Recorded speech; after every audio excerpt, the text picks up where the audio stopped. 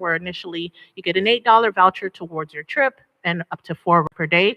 The service operated between Monday through Friday, 6 a.m. to 9 p.m., and on Saturday, 6 a.m. to 8 p.m. So as you can see, the service, the people loved it, right? We completed just shy of 200,000 trips. We had over 5,000 unique riders. Median fare was about $7.56. So that $8 voucher was just enough to cover everyone's trip, with a median trip duration of around 6 minutes and trips lasting just under 2 miles. As you can see, that East Central Zone accomplished basically almost 90% of those trips.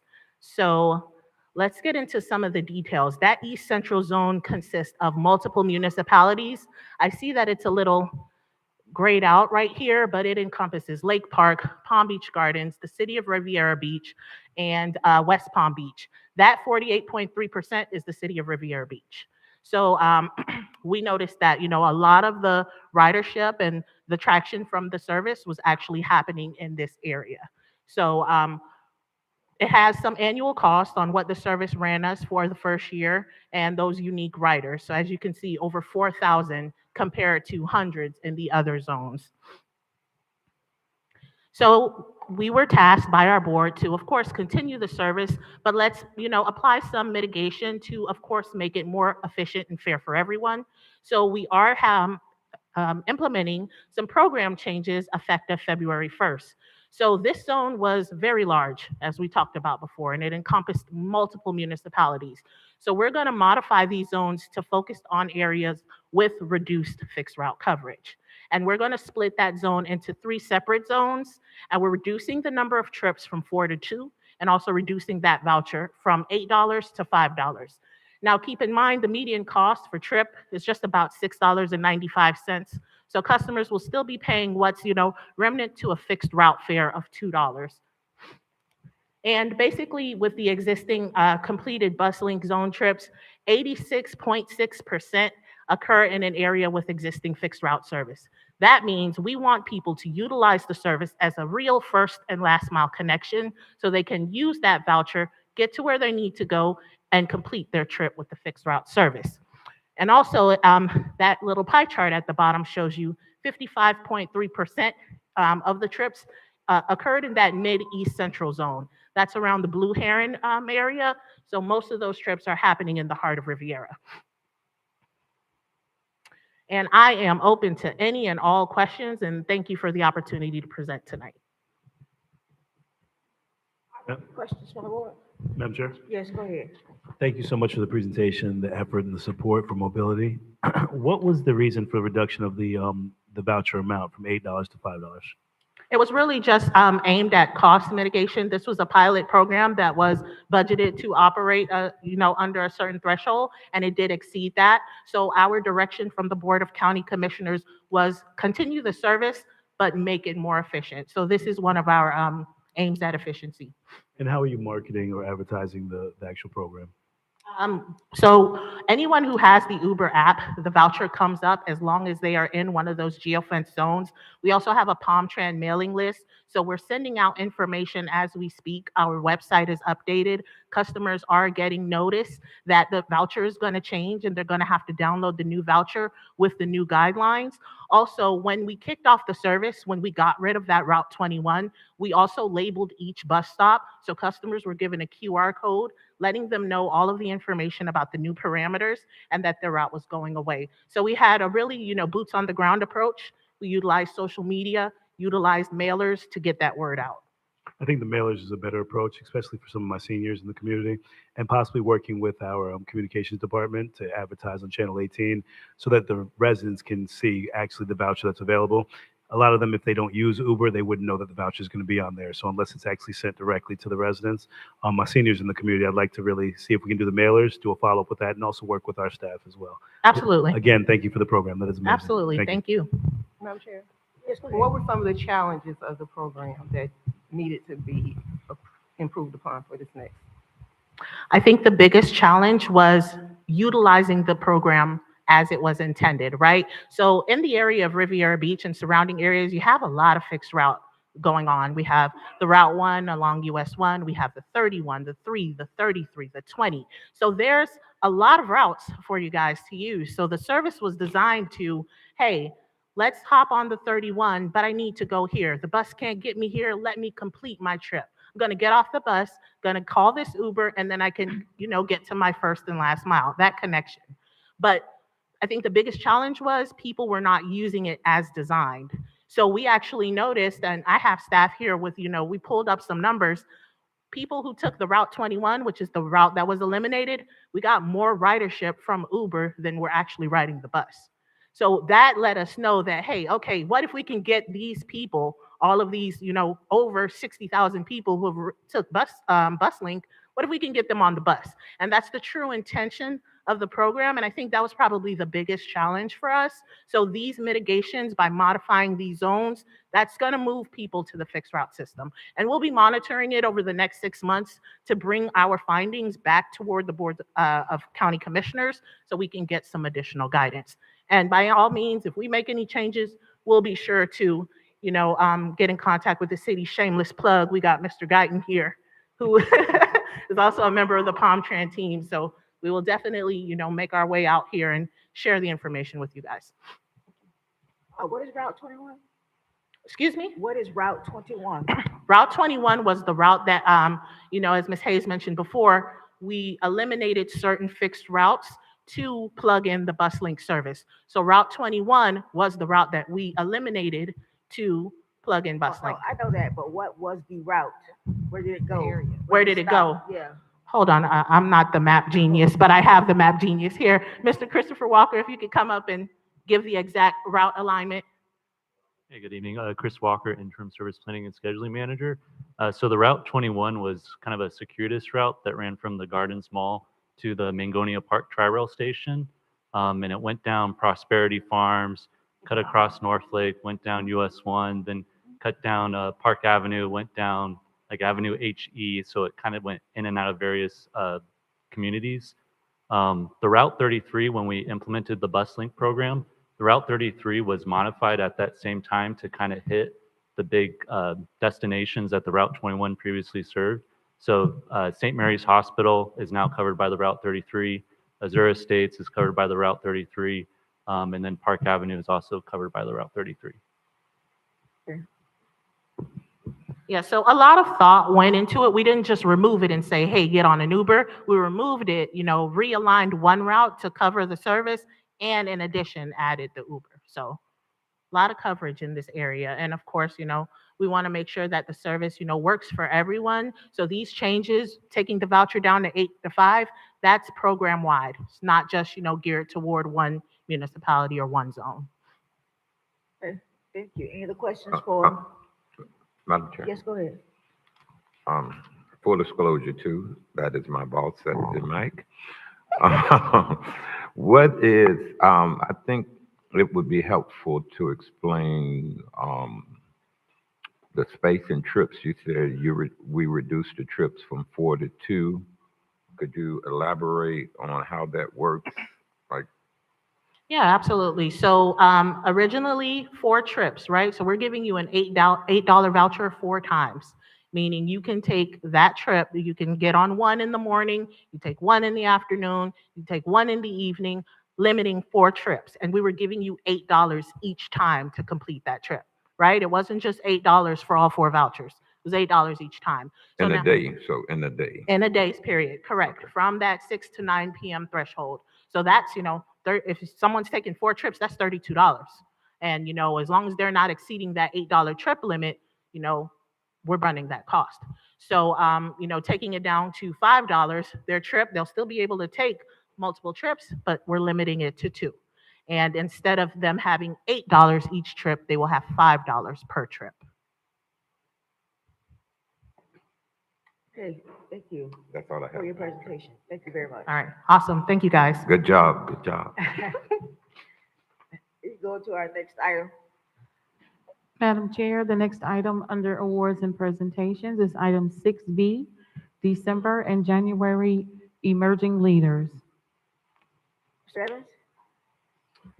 Madam Chair, members of the board, this is a presentation by Councilperson Priscilla Davis-Pinier.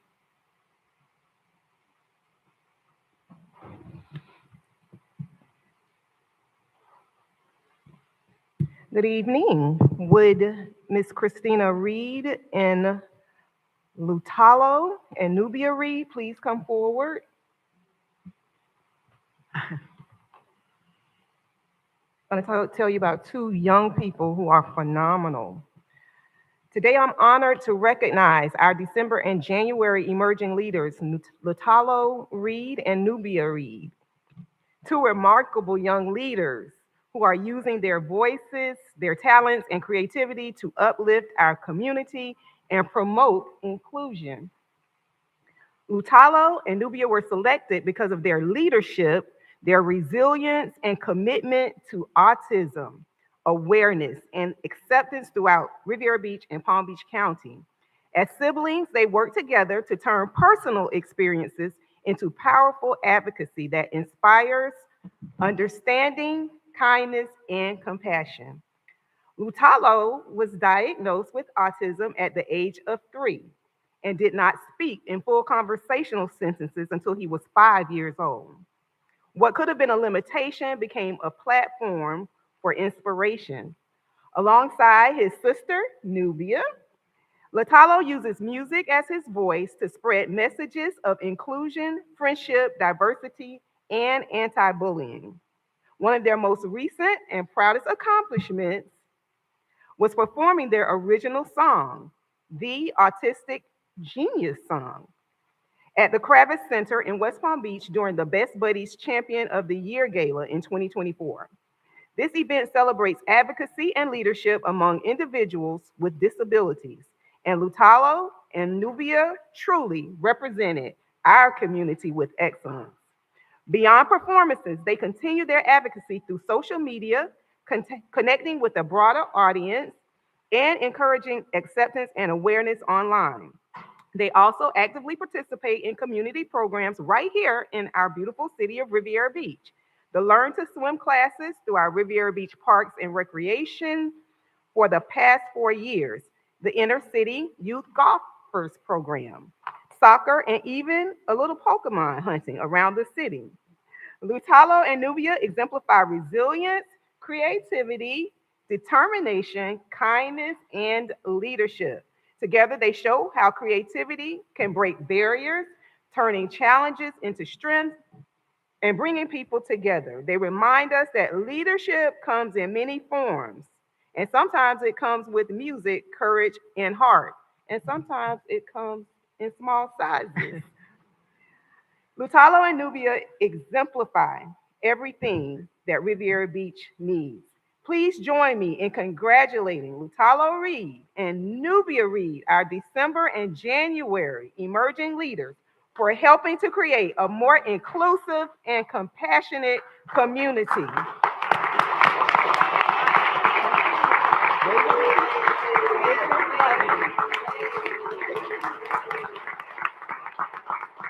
You can also watch Lutalo and Nubia's YouTube video to see their message, their music, and advocacy in action. Just search the Autistic Genius Song on YouTube. We are so proud of you all, and we thank you so much for your hard work in promoting advocacy for autism. Thank you so much, and thank you. Thank you to the parents. You wanted to say a quick thing? Okay, come on. I just want to say to y'all, thank you for this award, and remember to be kind. That's right. He said, thank you and remember to be kind.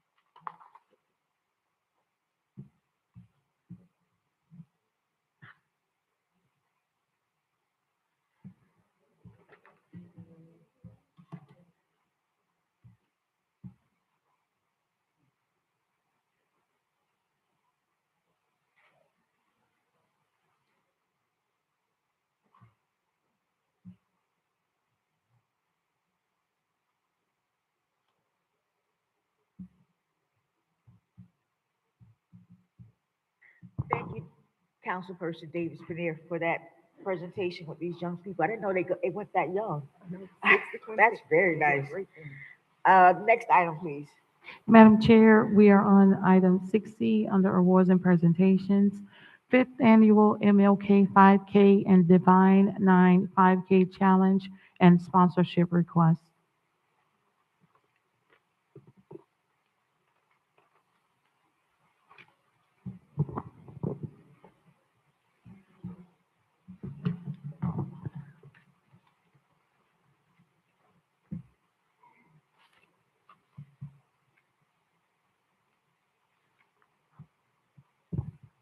Hello, council.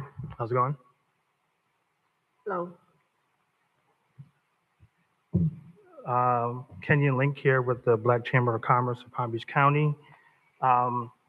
Here requesting continued partnership with the City of Riviera Beach for the 5th Annual MLK Challenge that's taking place on Saturday, January 24th here in the City of Riviera Beach.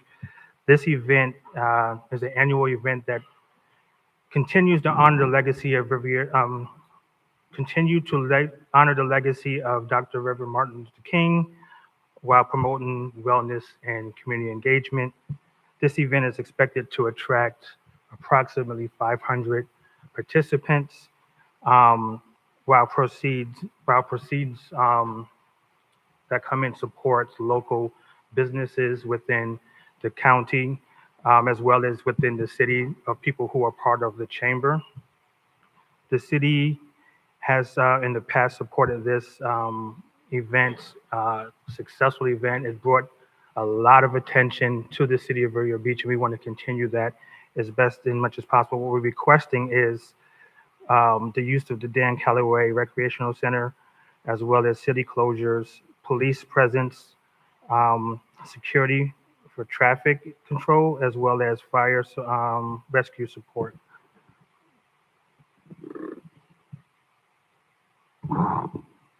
Madam Chair, Yes, go ahead. so can you tell me, I think the Black Chamber of Commerce is a great organization to have. I was very active with the 100 Black Men organization up in the Northeast, which is very similar to the Chamber of Commerce. And I've spent most of my life mentoring and counseling minority businesses. But my question here is, you're asking the city to give up approximately $8,000 to $10,000 to support this event. Can you tell me specifically what your organization, how many members are from Riviera Beach, and what you do for the City of Riviera Beach specifically? I can't give you the exact numbers. I apologize for that. But we do have a good number of members who are residents of Riviera Beach, as well as have businesses within Riviera Beach. What we do is we support them through any advocacy, training, or supports to strengthen their business to make sure they're sustainable. But you don't have any idea of how many of those people live in the city? I do. No. Is it 20, 30? I'm sure it's more. It's more than 20 or 30. Okay, that's all I want to know. Thank you. Madam Chair? Yes, go ahead. Well, I could just follow up. I'm not sure about the membership, but I know that some of the partners that are also involved with this, there are a lot of residents in Riviera Beach, business owners, and taxpayers that are a part of the Divine Nine. I can just vouch for that. Yeah. Other than that, I don't know the exact numbers of the businesses, but there will be a lot of Riviera Beach participation in this event. Madam Chair? Yes, go ahead. Thank you. I wanted to say thank you for bringing this event to the community. We attracted this event about 6 years ago to come to Riviera Beach, so we're thankful for it, and we're honored to have it here. I'm a little disappointed, though, that it's coming before us at this time. So, Mr. Evans, when did this application get submitted to the city? Madam Chair, if I may. Yes, go ahead. The request for assistance came in October. I want to say middle of October. Okay. I think 3 days before the event is just not fair to this organization, because you have one readiness from my colleagues and for them to be put in this position. I would want to see these applications, if we're getting them, a little bit sooner, as early as possible, so the board can opine on them. But essentially, with this chamber, this is something that we've been doing for years. I know with the process and trying to make sure we have a stable, consistent process, we want to make sure it's in front of the board, approved by the board. But I wholeheartedly support this chamber because we attracted this. We work with them, I believe. Ms. Franks actually was one of the first ones to work with this organization when they first came 5 years ago. But the process that we have, we want to really discuss that. And I was hopeful that we could have the special events discussion on the agenda for tonight. But since we didn't have it tonight, we're just making sure that this gets approved.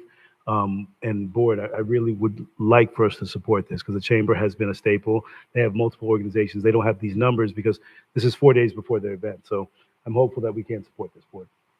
Madam Chair, Yes, go ahead. can I just say one more thing? Because not only, because I don't want to necessarily promote Divine Nine, but a lot of these organizations work with our youth. All of us, I know our program has a youth program that has many residents that are in our youth empowerment program, also parts of like the 20 Pearls, the Precious Pearls. So these programs that are involved with this actually do touch a lot of our residents, especially our young people. So I just wanted to make sure that that was, made clear to the public, that this is an event that supports organizations that support us. Madam Chair, Yes, go ahead. and motion on the floor after my comments, but you may have some comments. Mr. Evans, you said that the application came in October. Why did it take so long to get on the agenda? Madam Chair, if I may, Yes, go ahead. with some of the backlog of agenda items we do have and putting items on the agenda, and then we didn't have any meetings from December until January 21st. And so that's why this item didn't come back before you all sooner. But to that point, Councilperson, and to the mayor's point, at your next meeting in February, we're bringing some items that look to address and make the policy a little bit more nimble so we can help facilitate some small events, because this is, in the grand scheme of things, it's a road race. And so there's not many complications associated with this. So we are bringing some revisions, and we want to have that discussion with the board to modify the policy at your next meeting. But that's why the delay, Councilperson. Madam Chair? Yes, go ahead. And just quick follow-up. I believe we approved the road closure back in December, either September. We approved the road closure months ago. So we've already done the road closure because special events brought this to the board. But because there's a financial impact that has to be brought before the board, I believe if we have the special events discussion a little bit more robust, we can kind of address some of these concerns so it's not bringing down or being tedious with this process, and special events and staff can kind of handle these things. Thank you, Madam Chair. Madam Chair, Yes, go ahead. I'm ready to make a motion to support the activity as requested with the resources requested. Second. Councilperson Davis Panier, Yes. Councilperson Guyton, Yes. Councilperson Dr. Spiritus, Yes. Chairperson Lanier. Yes, It's a unanimous vote. thank you, sir. Thank you, Ms. Lynch. Thank you. Next item. Madam Chair, we are on item 8, ordinances on second and final reading. Item 8A, ordinance number 4303, an ordinance of the City Council of the City of Riviera Beach, Palm Beach County, Florida, approving a zoning amendment from single family to downtown core submitted by Bush, Canvas, and Interiors, Inc. for the purpose of constructing additional parking spaces and expanding operations at 2428 Broadway in the City of Riviera Beach, identified by property control number 56434228000020, providing for an effective date and for other purposes. Madam Chair, we have one comment card on this item. The acceptance of cards is closed. So move.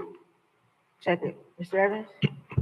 Madam Chair, members of the board, if I could have the Director of Development Services, Mr. Clarence Sermons, to make this presentation. Thank you, Mr. Manager. Good evening, Madam Chair, members of council, Honorable Mayor, and Madam Attorney. As read into the record, the item before you is an ordinance on second reading related to the rezoning of the Bush Canvas newly acquired property behind their existing business. Since first reading, there has been no changes to this item, and staff still recommends approval of the item. If the council would like more information or a full presentation, staff is prepared to do so, and of course, here for any questions. Madam Chair? Yes, go ahead. Mr. Sermons, why are we doing this again tonight? This is the third time, right? No, this is Was this the second through the reading chair. or the third reading? This is the second reading. The second reading. Okay. Yes. Any questions we did regards some- to this second reading? Madam Clerk? Councilperson Davis Penier, Yes. Councilperson Guyton. I'm sorry, Madam Chair, we have one public comment card. That's right. Sorry about that. Mr. Chadwick McCoy.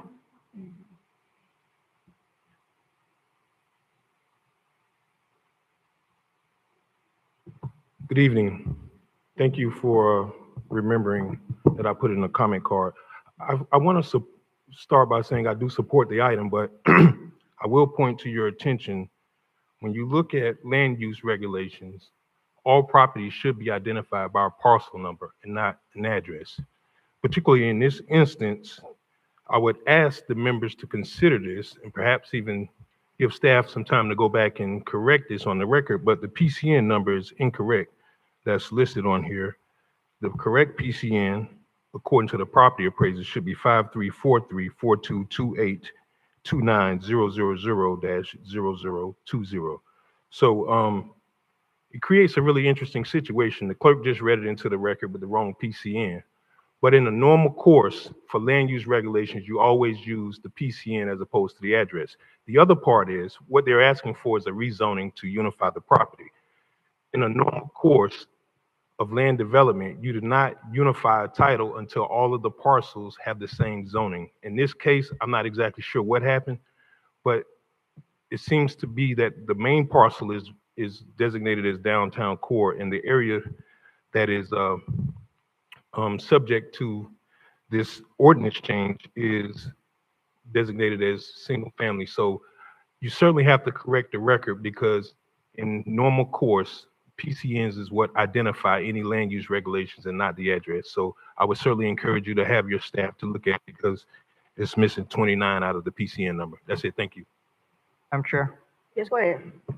would someone be willing to amend their motion to be subject to the new PCN number, the correct PCN number? Madam Chair? Hold on one second. Let me ask Mr. Sermons about this. Mr. Sermons, did you take a look at that? I'm looking now to verify the PCN number, but I haven't been able to do so as of yet since it's been Okay. mentioned. Mayor? Thank you. That was my question for Mr. Sermons. Is the last speaker reference PCN? I'm trying to pull this up on Papa. I can't seem to locate it. So can you verify the PCN number so that they can make sure that we amend this motion to reflect the proper PCN? And if we can have that insight, because I wouldn't want us to proceed and move forward with not having it properly documented. Madam Chair, if I may. Yes, we've taken a look at the property. The comment is correct. It should be a 2-9, and there were 4 of the zeros.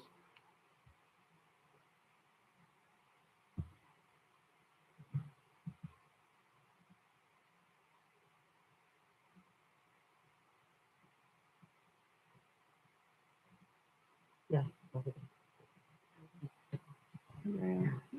Any other questions in regards to this item? I'd like to amend my second to include the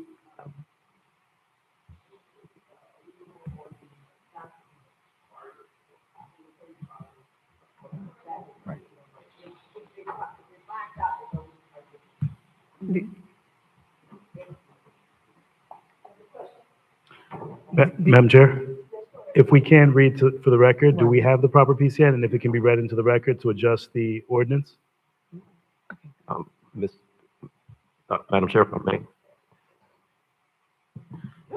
If there is a scrivener's error, staff can certainly correct it. If there is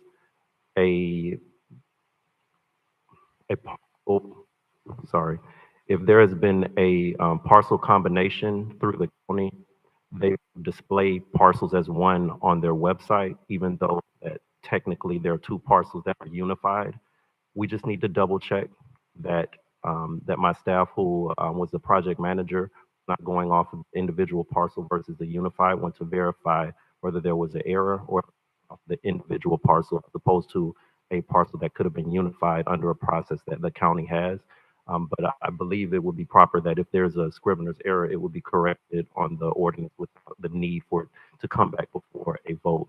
So I would just ask that staff has the opportunity to verify that there wasn't a unity of parcel with the county for these two parcels. Yes, I understand. That is why I amended the motion to include that. Any other questions? Madam Clerk? Councilperson Davis Panier, Yes. Councilperson Guyton, Yes. Councilperson Dr. Spiritus, Yes. Chairperson Lanier, unanimous vote. Madam Chair, we are on item 9, ordinance on first reading, item 9A, ordinance number 4284, an ordinance of the City Council of the City of Riviera Beach, Palm Beach County, Florida, approving a future land use change from recreation to community facility, submitted by Core MPGAL Inc. on behalf of the City of Riviera Beach for the purpose of constructing a new police department headquarters at 1621 West Blue Heron Boulevard in the City of Riviera Beach, providing for an effective date and for other purposes. Madam Chair, we do have comment cards on this item. The acceptance of the cards is closed. Thank you. Mr. Evans? Madam, I have the Director of Development Services, Mr. Clarence Sermons, to make this presentation. Mr. Sermons?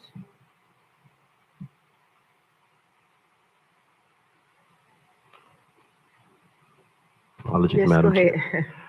The item before you.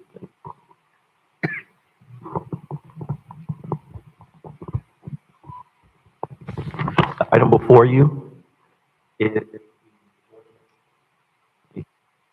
Yes, before you is the future land use. Okay. This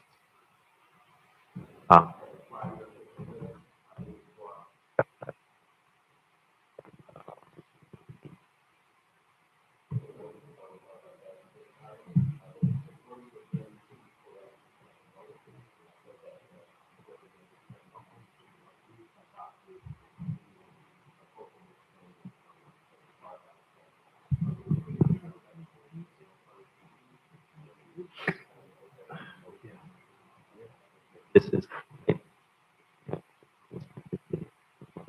not adopted. So, ordinance.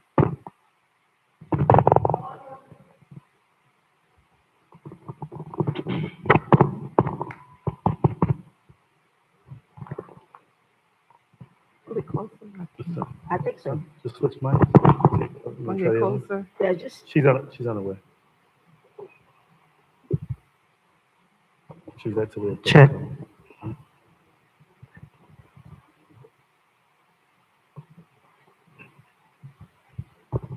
Check. yes, All right. just go ahead. Again, this item has appeared before you at a previous council meeting where it was approved and adopted. It is related to the new police station headquarters that is to be located at the site in the header. There was an error with the notice, the newspaper ad notice required by statute for this ordinance. And for that reason, staff is bringing back both ordinances associated with the police station project for the future land use as well as the abandonment. Those notice issues have been corrected with this item. So if and when it is approved in today's hearing for first reading, it will be brought back for second reading so that it can be readopted, meeting the appropriate requirements. Thank you, sir. Public comment? Madam Chair, we have 4 public comment cards. The first speaker will be Mrs. Mary Graham, followed by Lloyd Brown and Charlotte McCoy.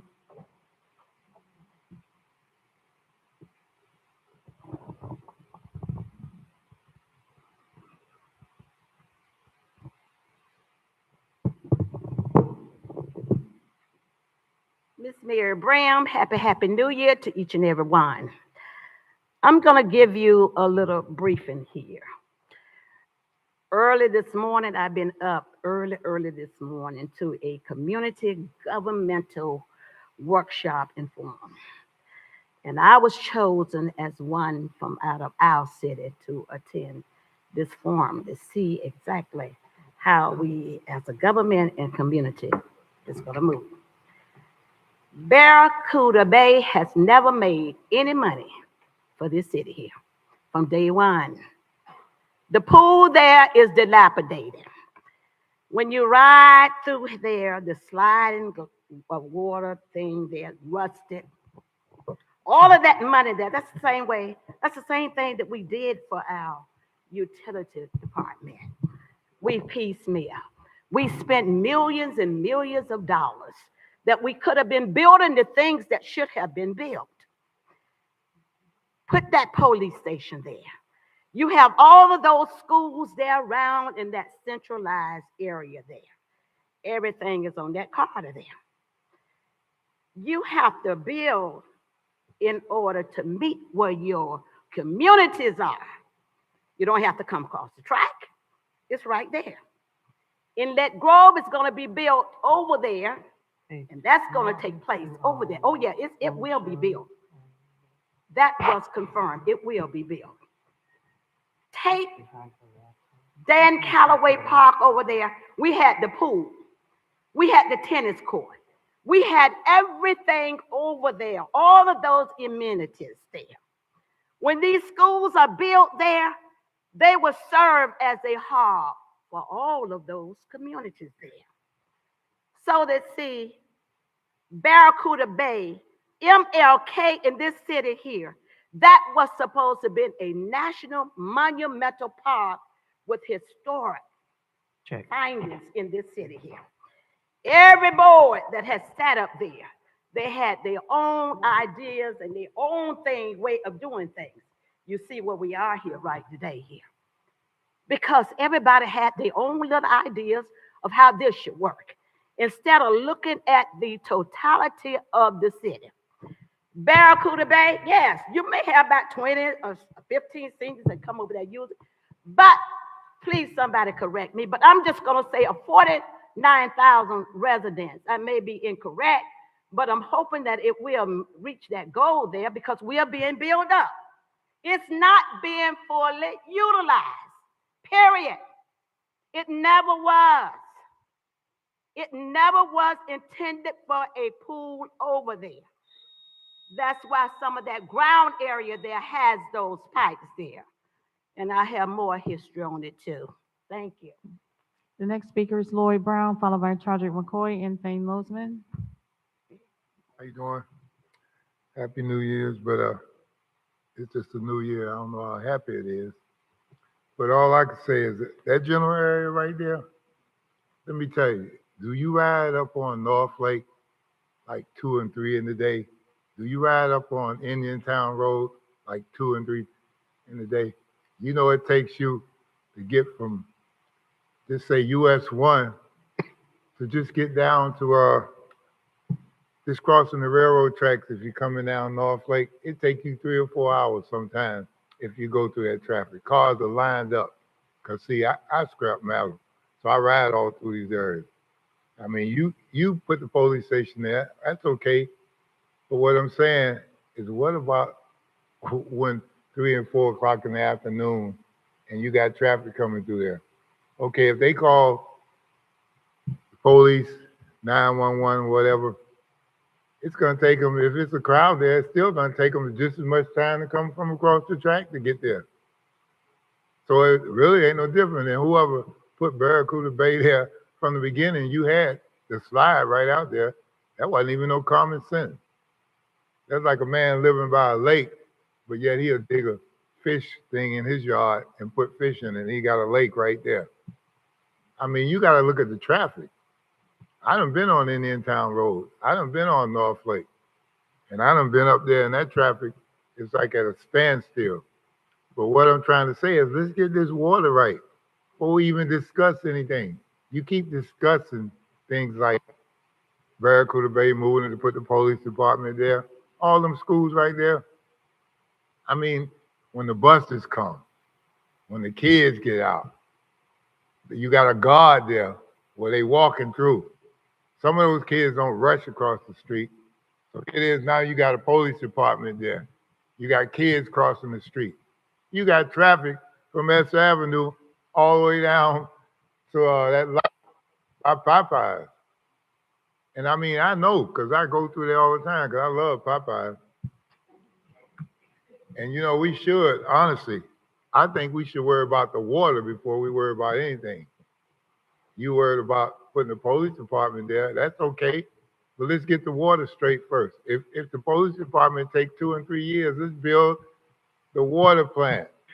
You know what? My bill was 236. And then this month is 216. Right? The water, right? Those meters, you raise the water bill. I mean, I know this don't have anything to do with it, but you raise the water bill, and nobody never, you know, when I was at Pratt, you had to check out those things and make sure they're flowing right. And I haven't seen anybody out there. But the police department, worry about the water first. Thank you for your comments.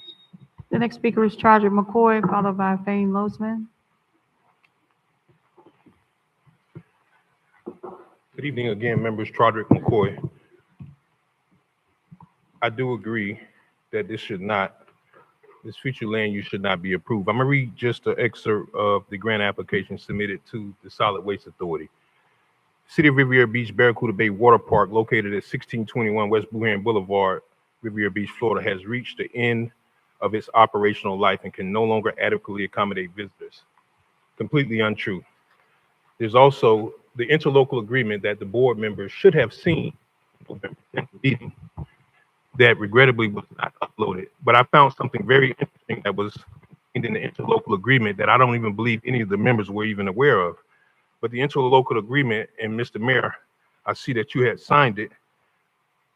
It says, whereas the property is in a state of disrepair, is visible to the surrounding community, and attracts nuisances, including illegal dumping, littering, and criminal activity to the detriment of the surrounding community. That's not true for Barracuda Bay. I don't know what staff thought was okay to put in a grant application, but I've never heard of it being a criminal activity, being a nuisance. In fact, members, if you remember, I set up there just about 11 months ago. We approved a parks master plan.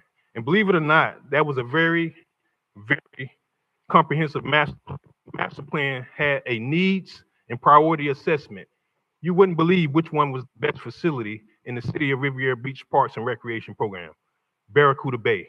In fact, if you look in the Parks and Rec master plan, it never contemplates that Barracuda Bay should be demolished.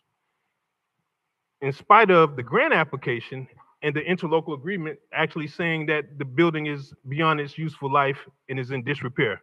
The only assessment documented right now at the city says that this facility should be still maintaining, and it received a score of a 2.0, which is the highest in terms of the customer satisfaction, in terms of residents actually indicating what they like best. Also, on the system inventory and analysis, this was the highest ranked building, and it was listed as exceeding expectations in terms of facilities. So I would really caution you on changing the use, because this building is only 21 years old, and according to accounts by the city administration, it's only used 65 days a year. From 2004 to 2025, that's 21 years, a total of 1,365 days. We don't build $20 million government facilities to last 20 years and then demolish it. We need to put the police station back where it came from, because we're wasting taxpayer dollars to go out and borrow another $25 million to build a facility, which we already have. You know, I think we certainly can put some tender love and care, but we should not change the future land use of this property. Thank you, members. The last speaker is Fane Losman.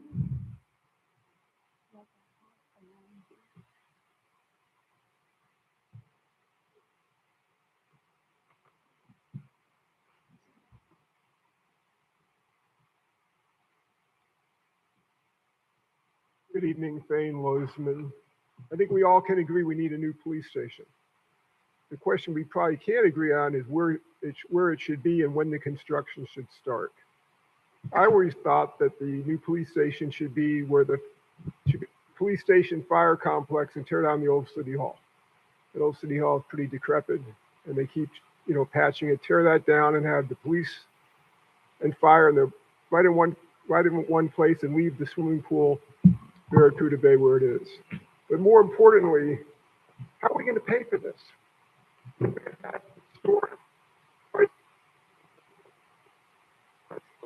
Dollars getting devalued.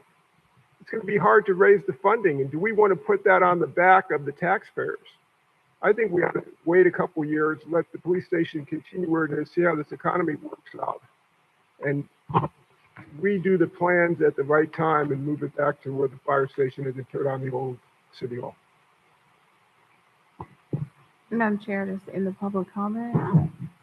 Okay. Any other questions from the board in regards to this item? Madam Chair, Yes, go ahead. I've had reservations from the beginning, not about building a new police station, but about demolishing the pool. And I still have reservations because part of planning communities, you need recreational activities for the kids, for seniors, for those who indulge in those type of activities. That's just part of the apparatus of planning communities. Something that concerns me is that we have put building a new pool on the back burner until the police station is built. It makes zero sense to me.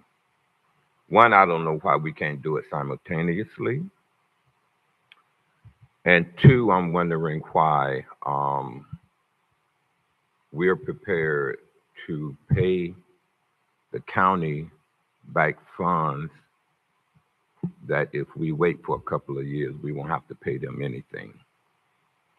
I'm not sure what the agreement was that has been worked out with the county, or if one has been worked out. Mr. Evans, has an agreement been worked out with the county? Madam Chair, if I may? Yes, go ahead. Yes, we have worked out an agreement with county staff, and it is currently awaiting the actions of this board, and then is contemplated to go before the Board of County Commissioners. What is contemplated in the agreement is that the 2 years that are remaining on the interlocal agreement will be added or held in abeyance and added to 2-year term with the city of Riviera Beach once the new pool is up and operational. But we have worked out an agreement with county staff. Has that agreement been signed? I heard you mention that they're waiting on us. What are they waiting on us for? If we have an agreement, we have an agreement. Madam Chair, if I may? Yes, go ahead. Ratification by the Board of County Commissioners. You just said that the county commission would do that after we approve it. Is that how I understood you? Madam Chair, if I may? Yes, go ahead. Procedurally, we're doing the things on our end, and the county is, in essence, the last signator, would act after the city of Riviera Beach has done all the executions of documents on our side before it is provided to the Board of County Commissioners for consideration. Clearly, this is very premature, but I have a couple of more questions on. So I know my colleagues may have some questions. I'm not going to take it up. Why aren't we building the pool simultaneously with the police station? Madam Chair, if I may? Just go ahead. We have already commenced the design stages to look at constructing a pool. We had a community meeting January 5th. We also had previous community meetings to have discussions with the community as to what's the optimal location for the pool. And so after we've had those conversations, our consultants, 2GHO, the Gentile group, will design conceptual concepts for us to consider and then move forward with that. We have promised that we would look to bring a pool out of the ground in a 2-year period, and we've put in programs in place to ensure that there's no lapse in services associated with our aquatics facilities, and even expanded the services that we're offering to the residents of Riviera Beach. Madam Chair. Yes, go ahead. In that 2-year period, when is construction going to start? Is it starting in 2 years, or would it be completed in 2 years? Madam Chair, if I may? Yes, go ahead. It is anticipated to be completed in 2 years. Okay. And one of the things that was mentioned about making money, recreational activities in municipalities and counties are not designed to make money. They designed to provide a positive activity for the residents in the community, not designed to make money. That is an activity to try to ensure that the community has positive activities, especially the kids, to indulge in, not designed to make money. So I don't want people to run out thinking that when we build a recreational activity, we trying to see how much we made. And when this pool was designed, that was indicated. It's not designed to make money. Providing activity to our residents. We have that responsibility. One of the things that the former council person said in the grant application that I really did not know is that the pool, was it indicated in the grant application that the pool is in disrepair? Madam Chair, if I may. Yes, go ahead. I don't have the grant application in front of me, but I will tell you that the pool is nearing the end of its useful life. We've had claims on that pool as it relates to the slides. We've had other issues. And then the pool is not, the facility in itself lacks the ability to be modernized to be able to accommodate what recreational services that are being offered in other municipalities. Okay, Madam Chair. Yes, go ahead. My question was, Mr. Evans, is the pool in disrepair? I said yes or no. Madam Chair, if I may. Yes, go ahead. No. Say it louder. No. No. So we put it in an application, and staff, I want to see a copy of the application that it's in disrepair. And most of us know that it's not in disrepair. It may need some work, may need some touch-ups. I'm not saying that. But to suggest that it's in disrepair, it's being untruthful. We shouldn't be untruthful in these applications. You're the city manager, you're supposed to be monitoring these things. And it concerns me that we have said that in an official application, knowing that that's not true.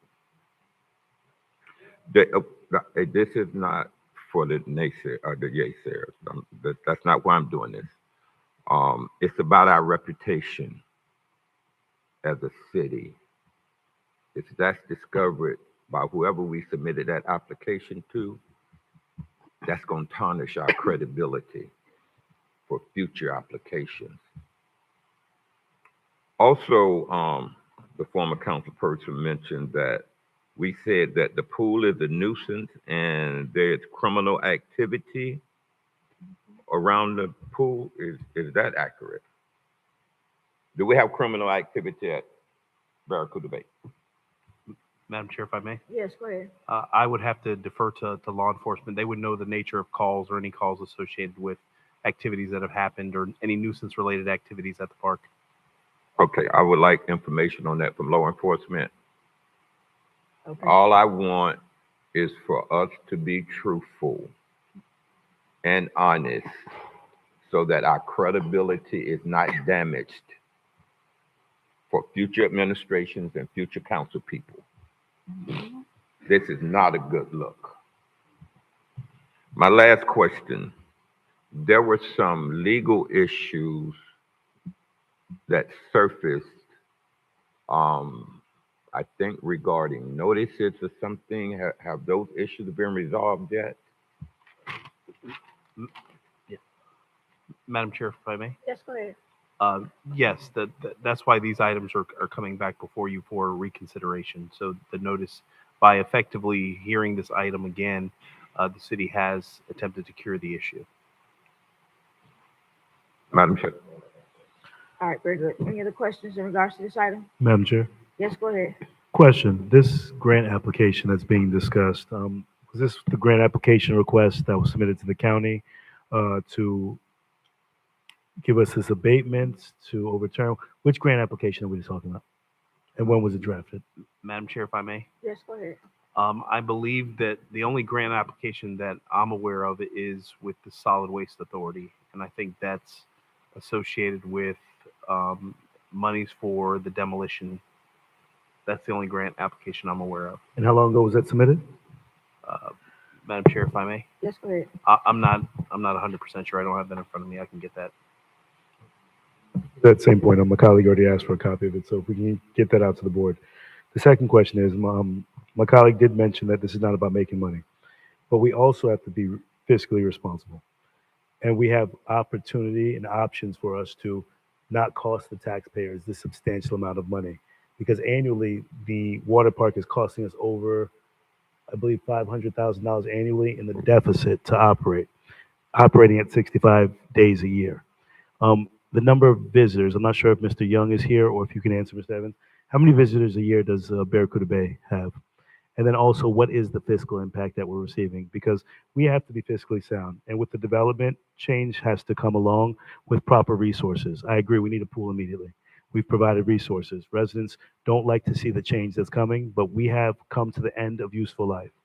We should have addressed our water plant 25 years ago, and it wouldn't have cost us so much money.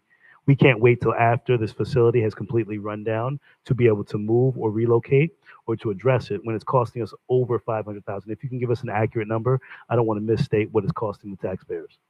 The number one concern is that if we're only operating at 65 days a year, we're not in the business of operating water plants, or I'm sorry, water slides and community parks like the Rapids, which is in our community.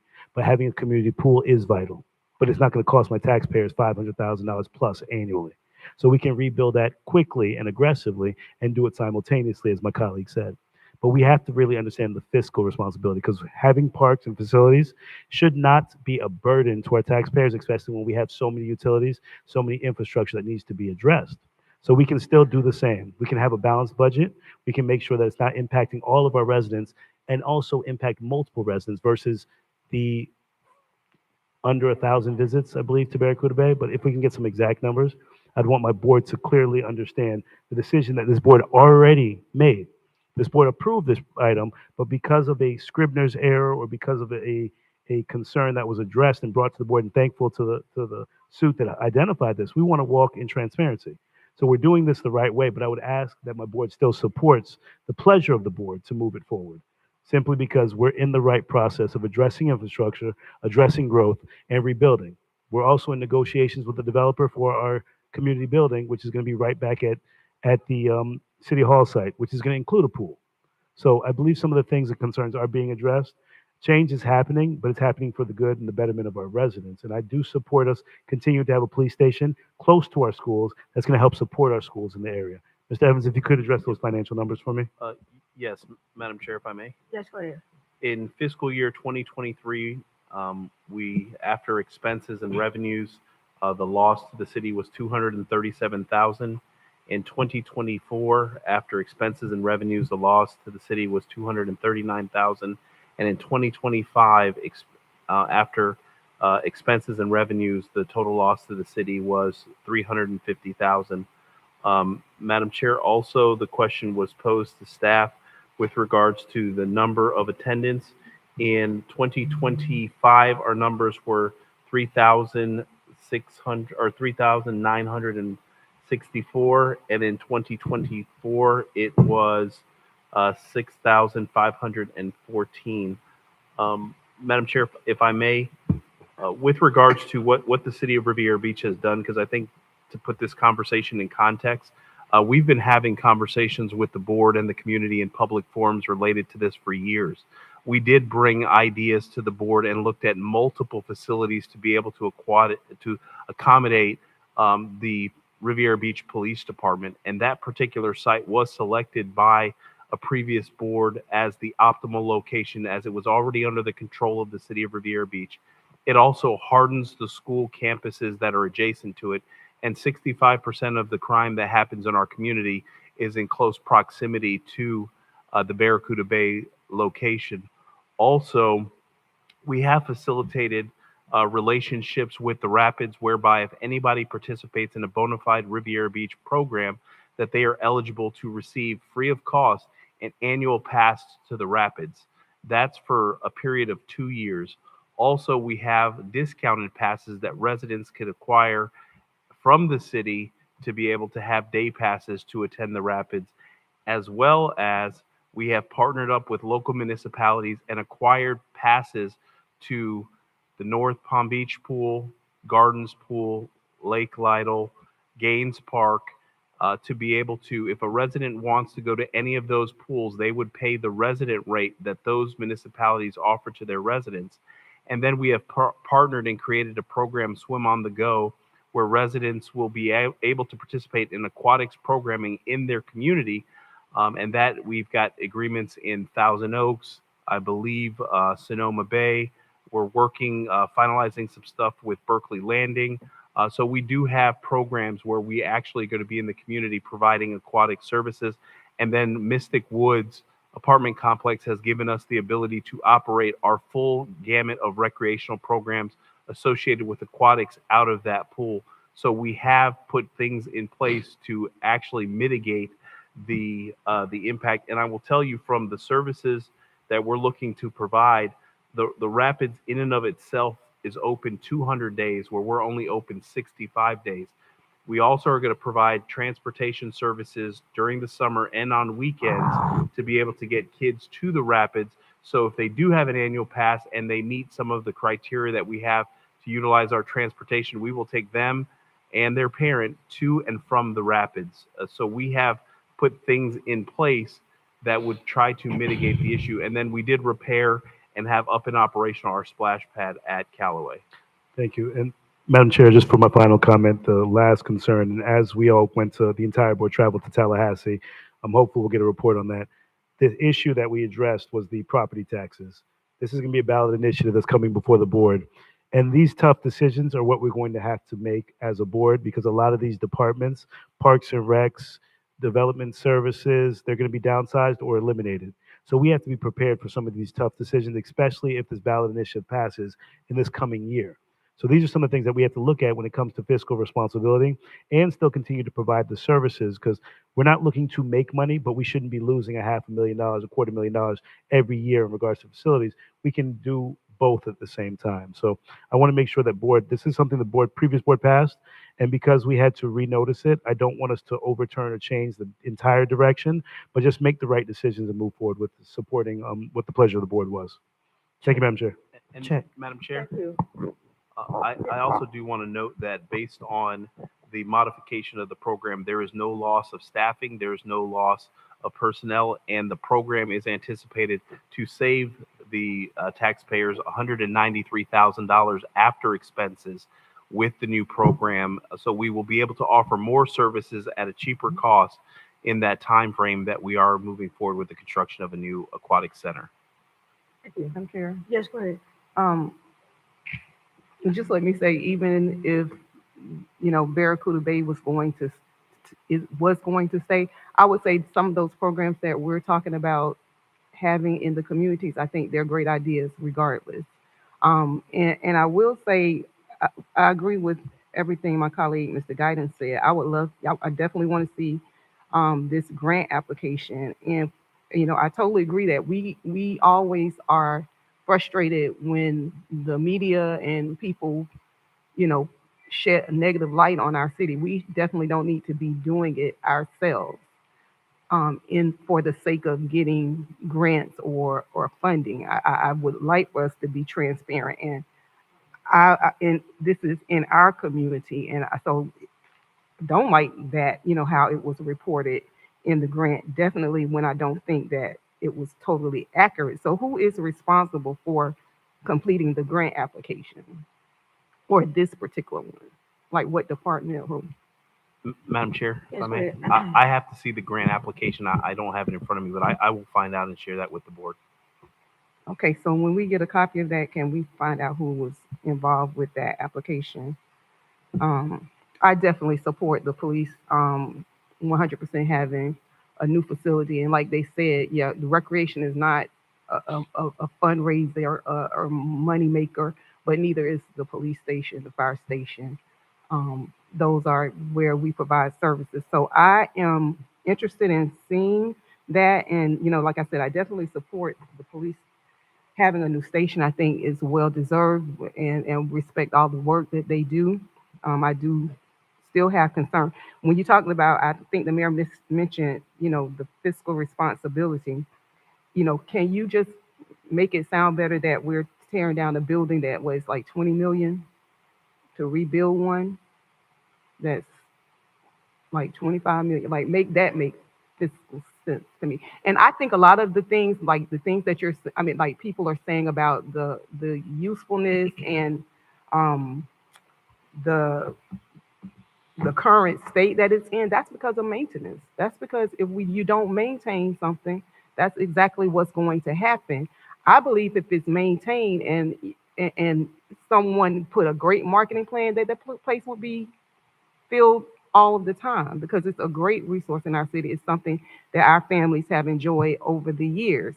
And to be in a climate such as this and be open 65 days of the year makes absolutely no sense to me. We're in a climate that you could have pool and water parks open at least 8 to 9 months a year, promote it, publicize it, and actually make it seem more impactful in our community. But yeah, I just need some more information on this grant. And yeah, can you make that make sense with the? Madam Chair, if I may. Yes, go ahead. With regards to the facility and the intent to see the facility, Barracuda Bay Aquatic Center, relocated to either the Wells campus or to the Callaway campus, most municipalities have, if they do have aquatics elements, it is tied to a recreation facility because you want to have one location where the family in its entirety can recreate. No different than the Burns Road campus at Gardens, where they do have their aquatic center adjacent to their gym and their facilities to be able to accommodate where the family stays on campus. That particular facility and our other parks and recreation facilities actually creates a situation where the staffing is augmented and the staffing is disjointed. So the aquatics team and recreation administration traditionally has been at Barracuda Bay, and then you have what is Wells, and then you have the Callaway campus. We want to see where there's some synergy that you can have staffers and you can offer larger blocks of time or change the schedule to be able to accommodate recreational services throughout the year. Because to your point, there's no reason why the facility is not open longer. But I will tell you the construction of the facility, when the facility was constructed, it was constructed in a way that made the operation of the pool quite challenging and the modernization of the facility quite challenging because you have Blue Heron Boulevard and then you have the recreational admin building and the facilities. And so in essence, to grow that campus, you would have to cannibalize the parking. And realistically, it's the modernization as to why you don't get the numbers that you can anticipate if you did have a more modern recreation facility. But what we wanted to do is tie it to a facility. So if somebody wanted to go in and play basketball or be on the running track and then go out to the pool, and that we think that would create more synergy. And that is actually what the trend in recreation. But that facility, I can tell you, is at the end of its useful life. And you would find yourself putting more money into that facility than actually constructing a new facility just because of the construction techniques and some of the challenge that existing site possesses. And you would never really set a recreational site that close to the roadway if you were designing it anyway. So it poses some significant challenges. And when we did look at options, we did look, is there any way to operate the pool for a period of 2 years as we phase in the construction for the police department?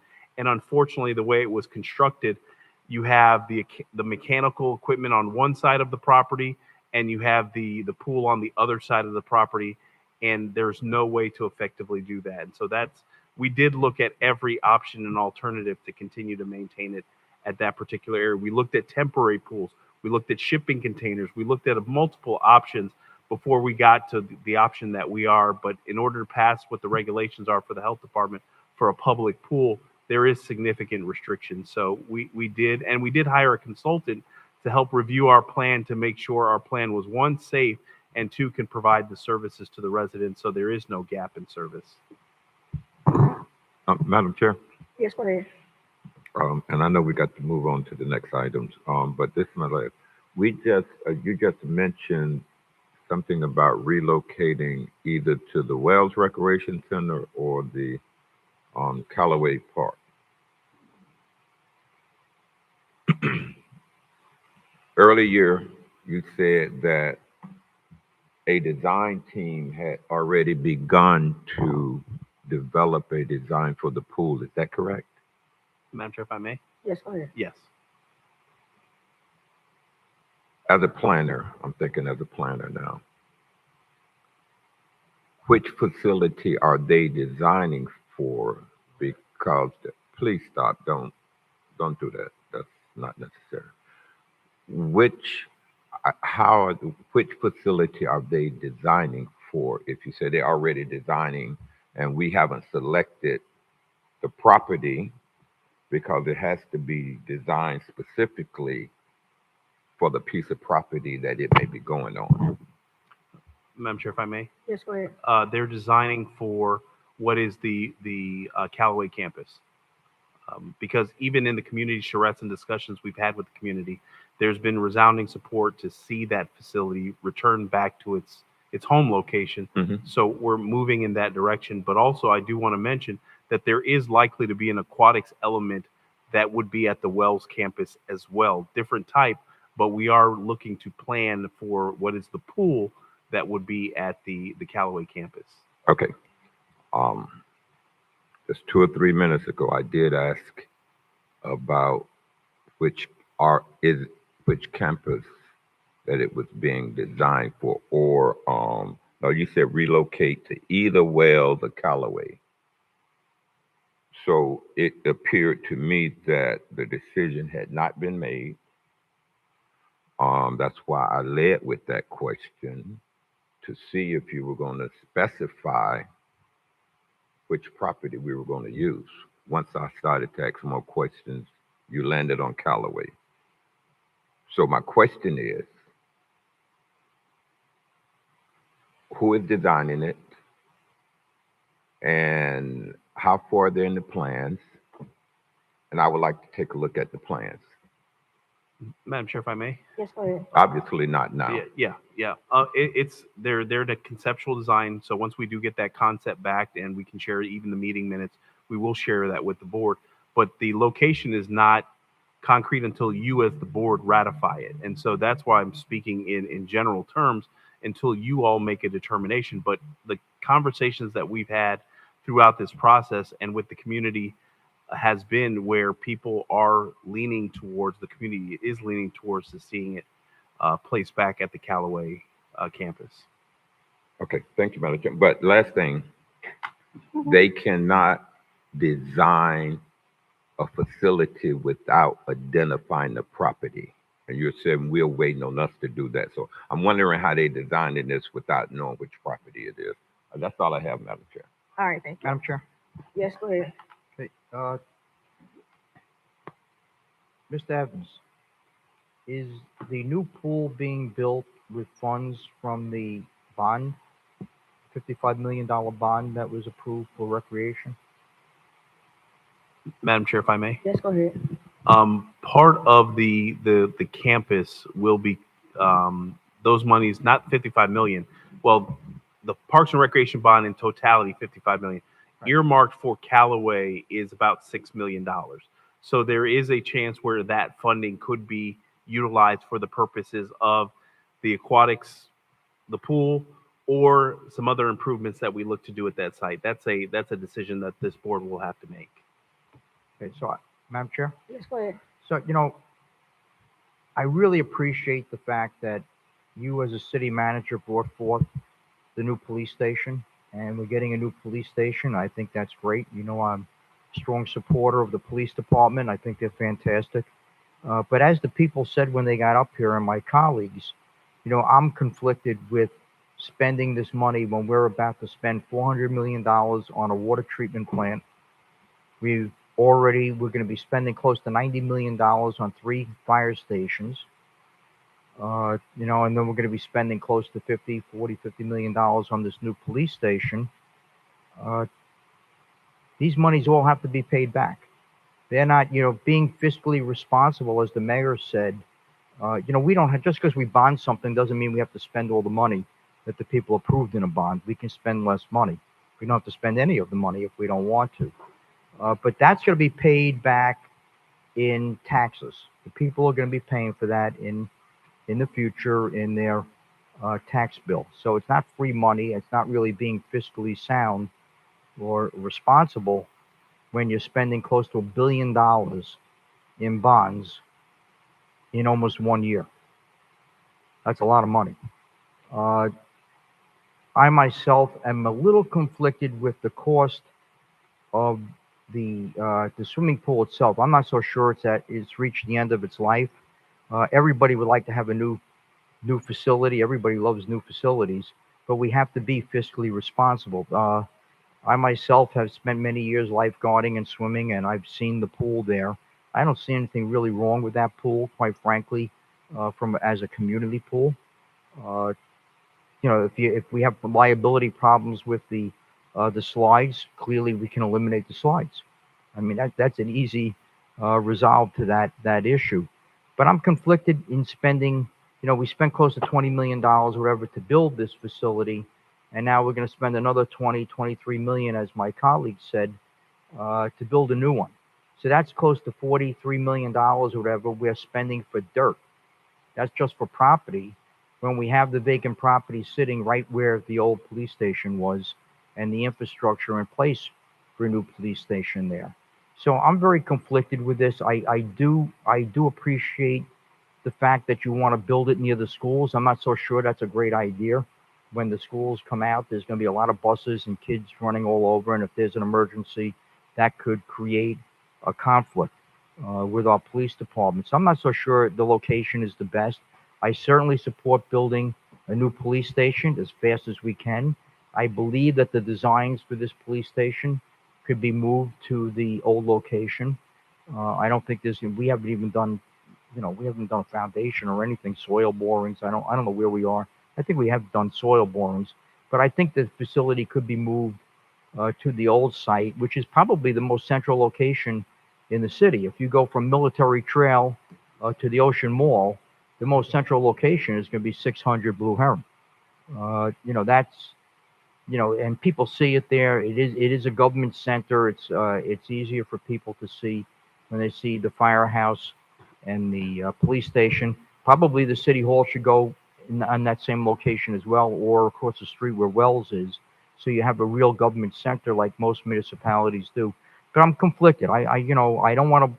Obviously, I don't want to blow up the project. I want to see the project happen as quick as we can make this happen. Madam Chair, if I may?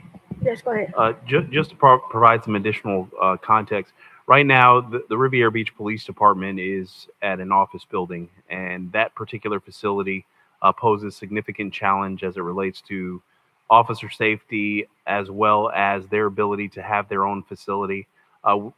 As this board or previous boards will remember, that we had to vacate that facility, the previous facility, because of water intrusion, mold, and the issues that we had. The reason that particular location was not utilized for the purposes of constructing a new police station is you would need approximately about 2 acres of land to be able to do that construction.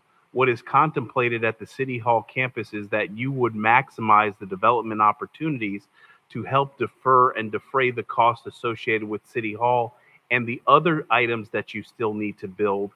If you took up the 2 acres there, it makes the developability on that site that much more challenging, and invariably it will result in the taxpayer having to pay more for said facilities. The other side of it is right now, in totality, you're spending about $700,000 a year in debt and lease payments already for the Riviera Beach Police Department to occupy space. In the event that you are able to remove that will go to debt service payments and be able to help buy down the cost for the station as well. The chief is already looking at other opportunities to pay for what is the additional $22 million for the storage of facilities. But I will tell you, as our community has grown, history and data shows that the police department has shifted west. And so as our community continues to grow out west, one of the things we wanted to make sure when we looked at sites, we did look at options out that were on the west side of the railroad tracks, because we know at any particular time the train tracks does bisect our community. And with the City Hall campus, we're going to look to have a smaller substation at that campus as well to make sure that we can accommodate the growth of the city. But I will tell you, and this board and previous boards would note, that this was years and years of time that we had multiple charrettes and discussions with the community about this, and we fell on this particular property because of multiple factors. Chief Coleman did have an opportunity to pull up the grant application, so I want him to share a little bit about the information that was contained in that grant. Coleman from the Riviera Beach Police Department. I apologize under the bad weather here. I pulled up the application from the first SWA grant that was submitted in September 2024. The information, I don't know where it came from, but doing that application, I can show it to you under direction of city manager, that there's nowhere in the application where it states that place is dirty and dangerous and crime-ridden area. I have the application in front of me right now, and nowhere in the application that was created by the police department, it states where that area is in disrepair. Now, SWA have their own process when they take it to their board for approval to award us funding for the demolition. I don't know where that information came from. It could have came from them, but in the application I'm looking at now that's in front of me, it has nothing about being dirty and dangerous and crime-ridden, or that it's in disrepair. I'm not saying the information that may not be out there somewhere, but in the application I'm looking at, that's totally incorrect. And it's the first application that we submitted in September 2024. Madam Chair, Let's go ahead. you said that's the first application. Are there subsequent applications There was that may be two floated? submitted applications, 2024 and 2025. Have you checked the 2020? I have not. I'm still looking for the application, but the first one in 2024, probably we mirror the same application, but this application I'm looking at now is not, the information is not that. Madam I just Chair, want to last bring some question. clarity to the conversation. Last question. Yes. I would like to ask the former council person to please provide the documents that he has to my office, not right now, my friend, so that I can review what he has and what we have in the city. You know, we beat this horse to death, but I do want to find out where the conflict is. There's another application out there, you said it is, so I don't know what the 25 say, but anything that we have, I would like both of those applications, and I'd like to compare them with what the former council person has. Madam Chair? Hold on a second. So I was gonna ask for clarification. So is the application the same as the interlocal agreement? Is that the same? Those are two different documents, so we need both of those. Because I think that's where it listed the information, not in the grant, Chief. But it was said about the grant and the grant was created by my police department. Okay, gotcha. So thank you for clarifying that with your police department, but I still would like to see both the grant and the interlocal agreement. Madam Chair? Let's go ahead. And to that point, I know Councilman Guyton said not right now, but if our staff can't find this application, I would like to see if they can submit it for the record.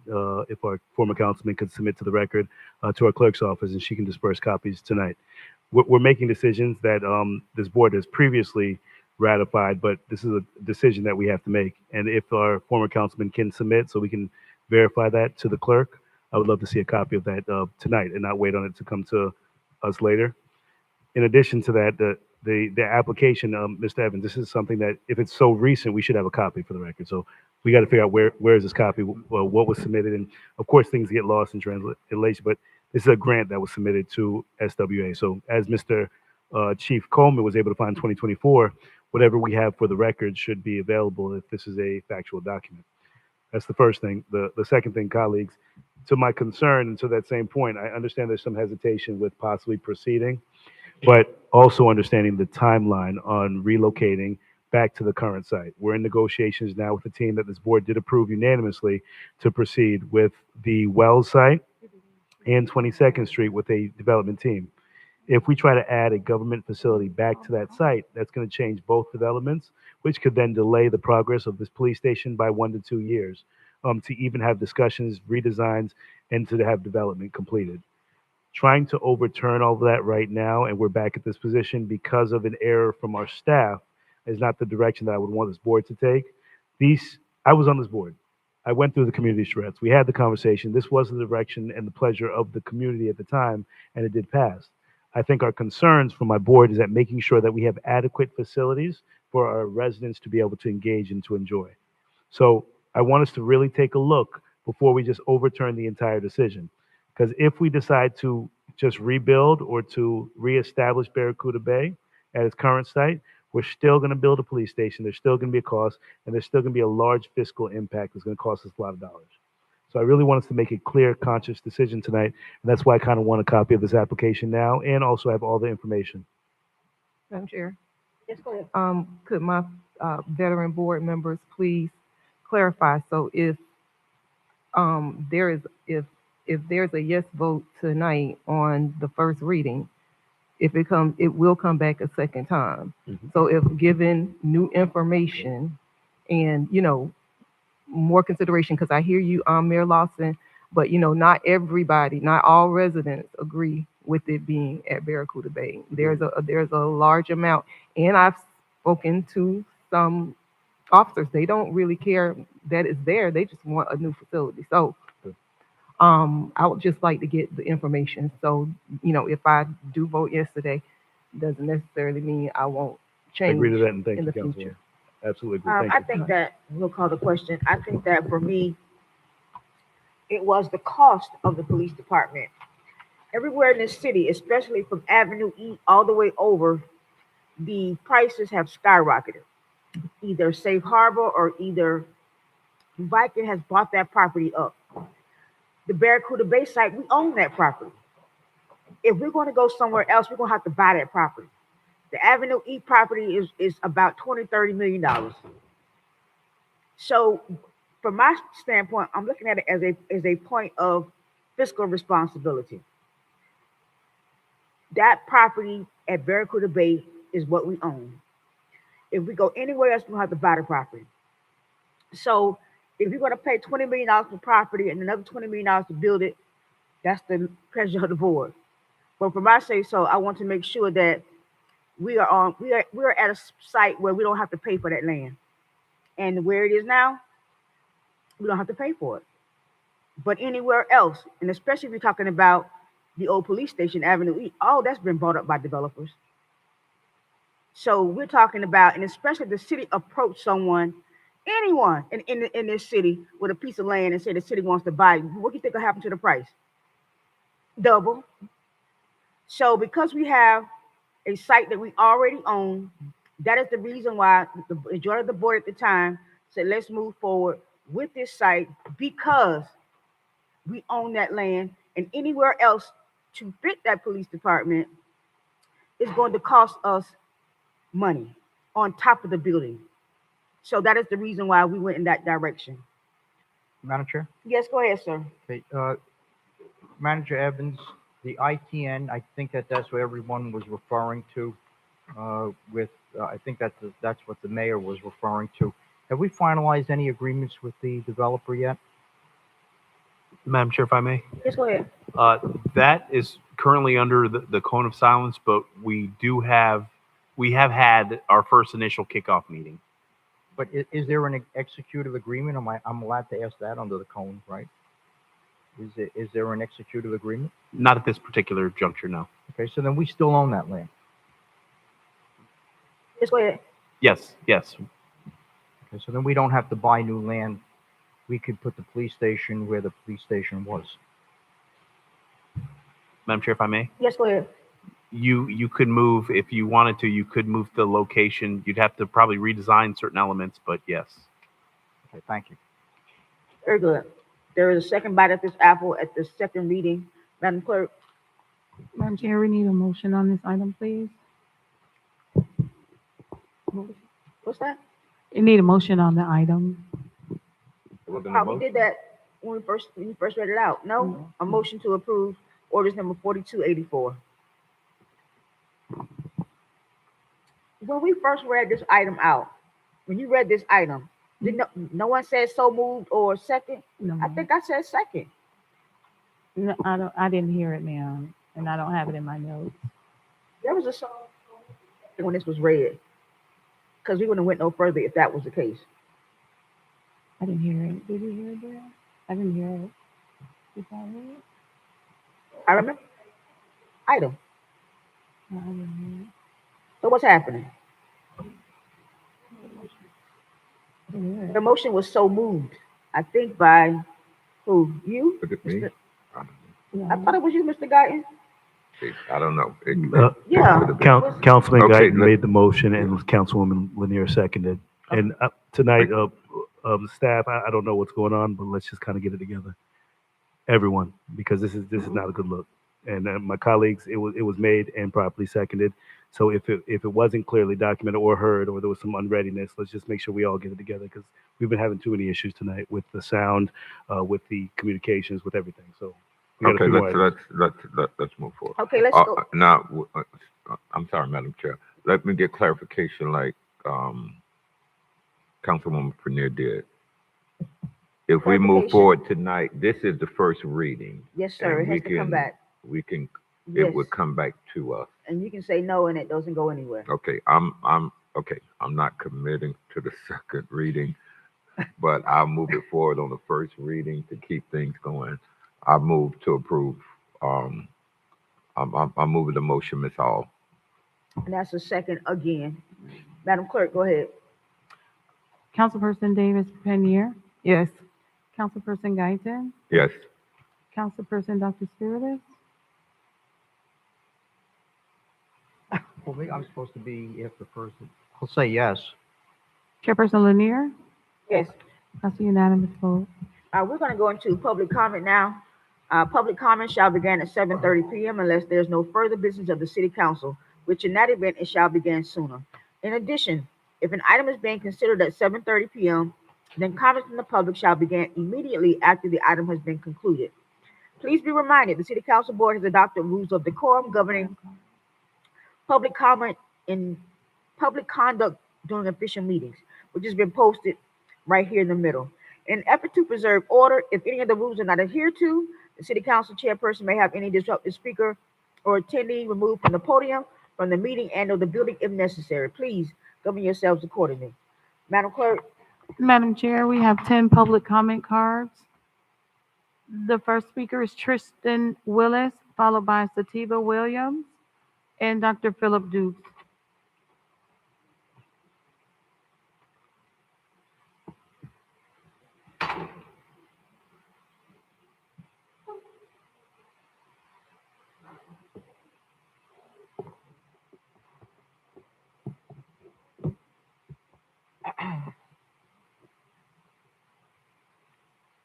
Good evening, Chair Lanier, council members, Mayor Lawson, and other city staffers.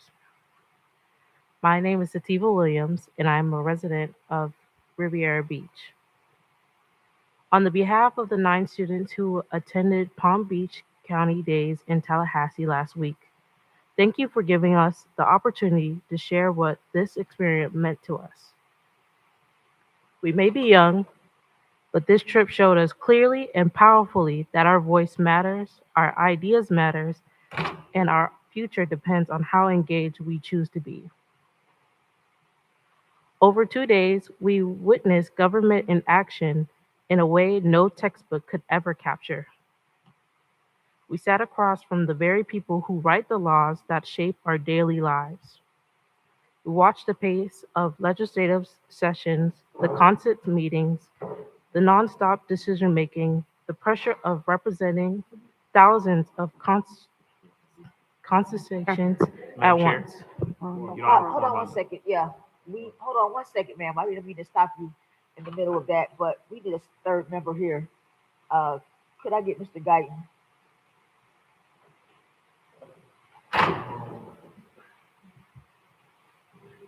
Apologize.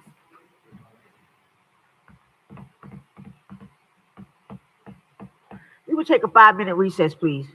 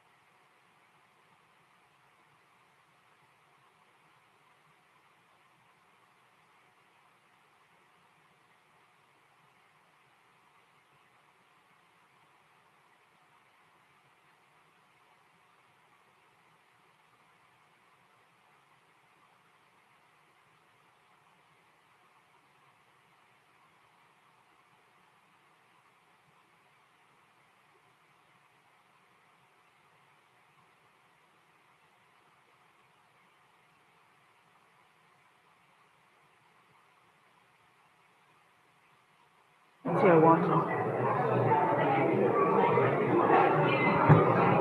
Walter, we're about to get started.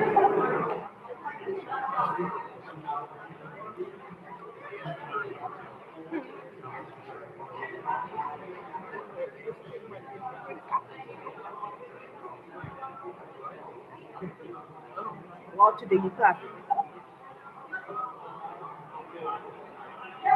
They might be in trouble.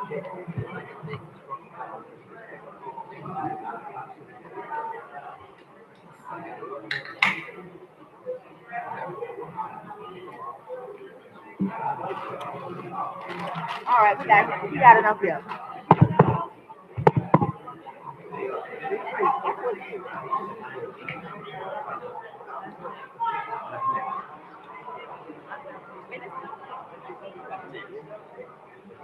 Ready?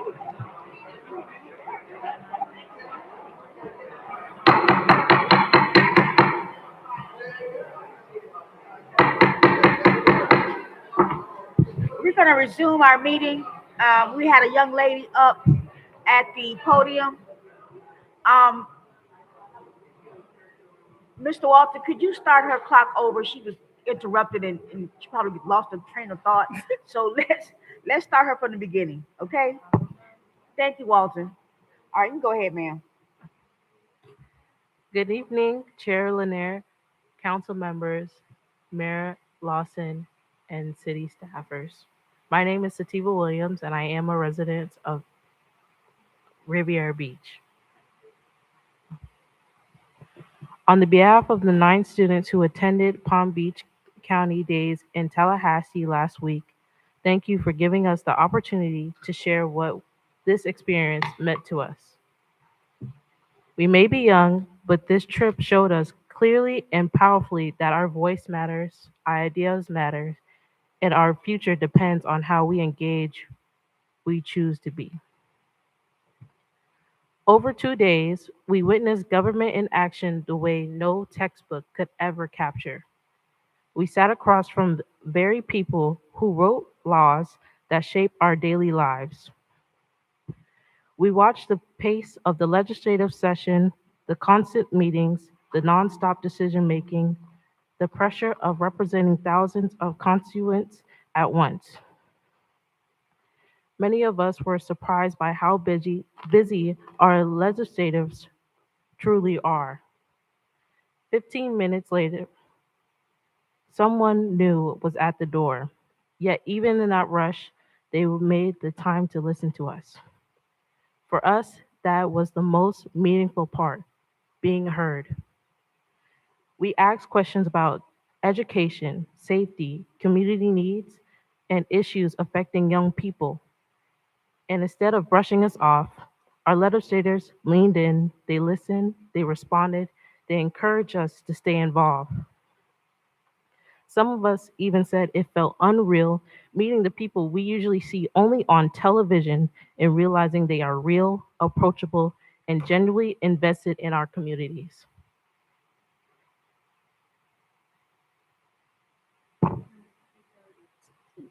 Sativa Williams. Is that a new speaker? New speaker? Well, thanks for the one. Yeah.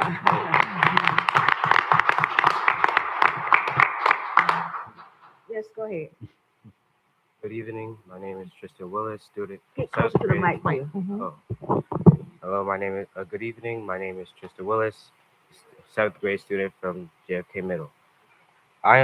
We also had the chance to tour Florida A&M University, where we received a personal behind-the-scenes Hold look on a at. second, young man. I can barely hear you with that.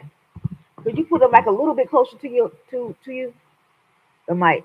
Yeah. Go ahead.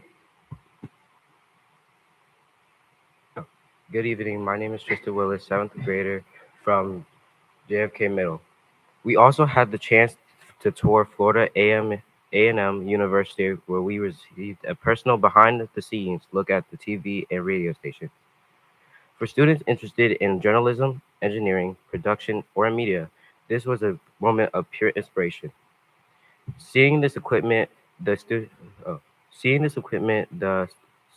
studios, the energy, make college feel closer and our dreams feel possible. Of course, we had our share of fun moments too. Some of us joked about the endless walking, the cold weather, and wishing we had more time for photos. But even in those moments brought us together and made the experience unforgettable. What stood out most was this. We saw leadership up close. We saw responsibility in action. We saw how much work it takes to run a state and how important it is for young people to understand that work. This trip didn't teach us about government. It taught us about our role in it. We came home with a deeper understanding of what it means to be a citizen, advocate, and future leaders. And we came home with a message we want to share with you.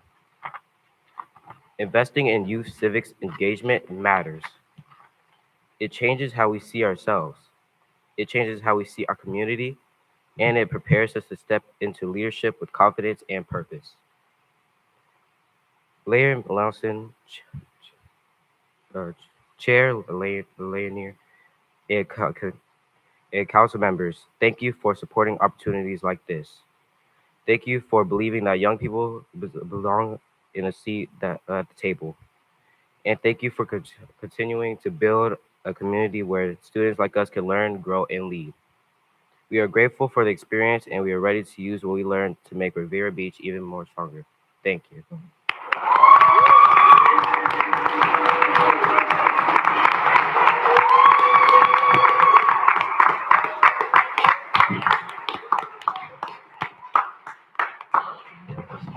Madam Chair, the next speaker is Dr. Philip Dukes, followed by Cindy March and Lloyd Brown. Amen, amen, amen. Let's give him another hand, y'all. That's what I'm talking about. Rev coming. Hey, I be believing in that. I know that's bad English. I just said it like that. City Council, Mayor, City Manager, Citizen Riviera Beach.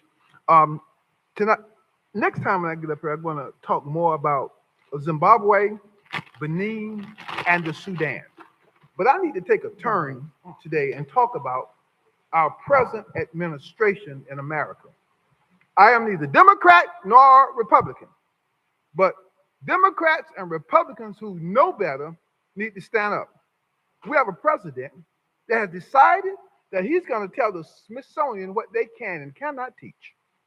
We have an administration that is turning the clock back in America to the 1920s. We have an administration that is supporting out front, up front white supremacy. And the Christian church in America is too quiet. Why am I talking about the Christian church? Well, we had slavery in America for 240 years because the Eurocentric, evangelical, conservative church went along with it, and they had teaching to go along with it. And that same thing is repeating itself today under this present administration, and folk act like they're scared to call Donald Trump what he is. I don't hate Donald Trump, but we all know Donald Trump is a fascist bigot. He's always been that. But you're scared to say it because of the backlash. This is not political. It's the right thing to say and do. Look at his actions. Look how he's treating people. Look at what he's doing to people. Now, he has all these white supremacists in his cabinet. PragerU, Stephen Miller, Steph and Bannon, all these right-wing white supremacists. And then in the church, you got Tim and Doug Sheets, my Eurocentric brothers and sisters. If you got Tim and Doug Sheets and Cindy Jacobs and Bill Hammonds coming talking in your church, you are supporting white supremacy. And Jesus is not the founder of white supremacy or black supremacy. But we got to say these things. So we got to have a movement to change it. Next time when I come, I'm going to talk a little bit more about this black history thing that you need to learn, because when you learn black history, black African history, it erodes the concept of racism and bigotry. But we ain't been taught that. And there's some reasons why. So next time we're going to talk a little more about it. Madam Chair, the next speaker is Cindy March, followed by Lloyd Brown and then Thane Losman.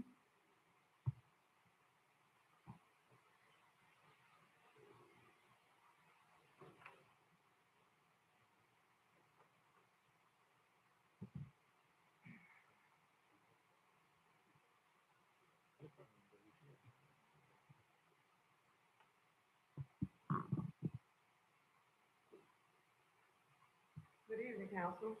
Happy New Year's. Where do we go from here since it's a new year?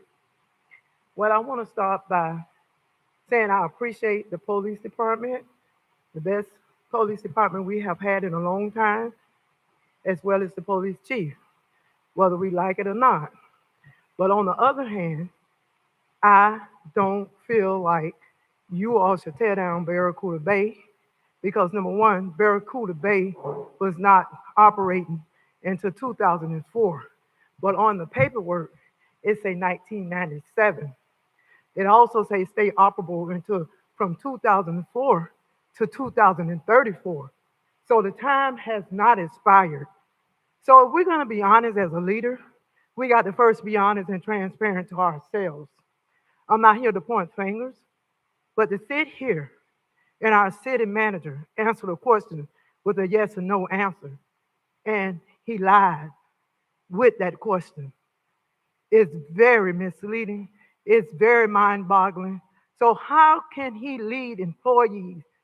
How can he lead a council or the council trusting him when he's not trusting in himself?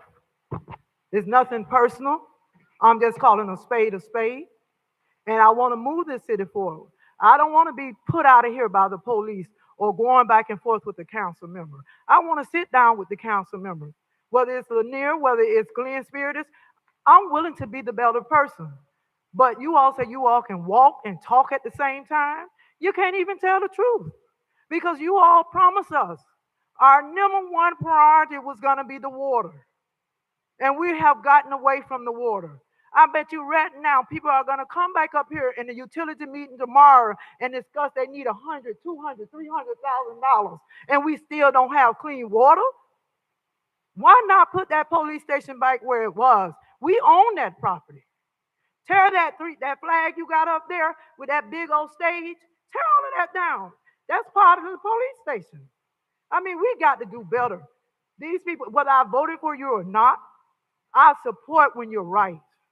Whether I like you or not, I'm going to support when you're right.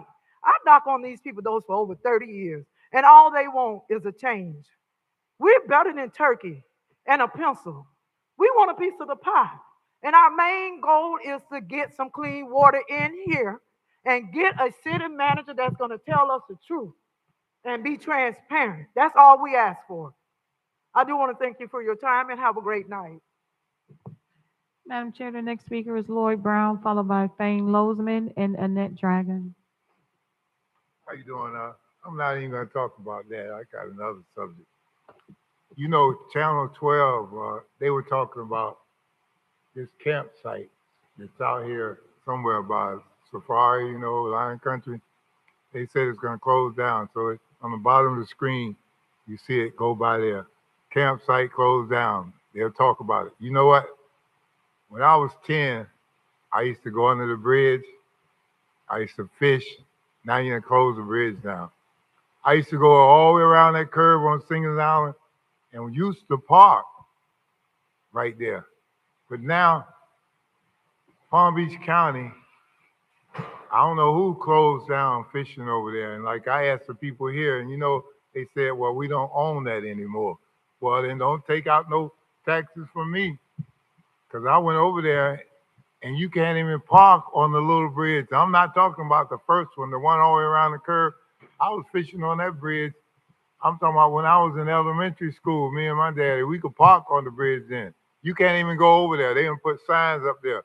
But Channel 12, they'll come here if it's a disagreement among y'all. They love to see black people, you know, with disagreement.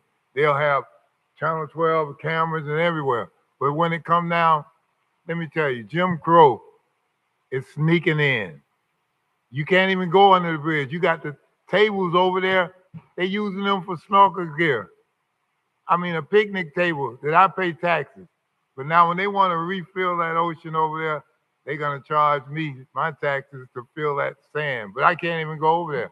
I went over to Ocean Reef and the lifeguard, I'm old now. She want me to walk way down past the rock. You crazy? I used to walk right out there. See, y'all should do something about it. Spirit, I'm only talking to you because you might do something. Because you know that's your district or whatever. You can't even go over there under the bridge and fish no more. Take Those things you put out there for snorkelers, put it over on Peanut Island. I'm paying taxes just like everybody else in here. But the people who come from up north, they over there. Make them get a boat and come from where they used to have the Blue Heron boat and go to Singers Island for this snorkeling. I mean, most of the people who can't fish over there are the people who really don't have the money to go buy. So they go over there to enjoy themselves. You can't even do that. The sheriff department, what they'll do, they'll stop you. I mean, y'all need to look into that. You can't even fish that little bridge all the way around there no more. They don't put signs, you can't even park. You got to get dropped off. And you can't even go up under the bridge on the 4th of July. The sheriff department will stop you. Y'all need to look into that. I mean, Jim Crow is steady coming back. Madam Chair, the next speaker is Fane Lozman, followed by Annette Dragon and Rochelle Hughes.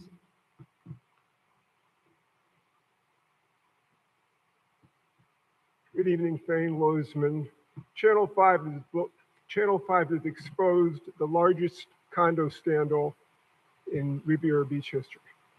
The Amerett Resort Hotel was built as a resort hotel. It is in the zoning district resort hotel, and the future land use map is resort hotel. And the city councils in 2015 and 2017 that approved that project approved it as a resort hotel. Some people on the island were opposed to it. Seeker was opposed to it. I was opposed to it. But the city council did not approve that as a condo.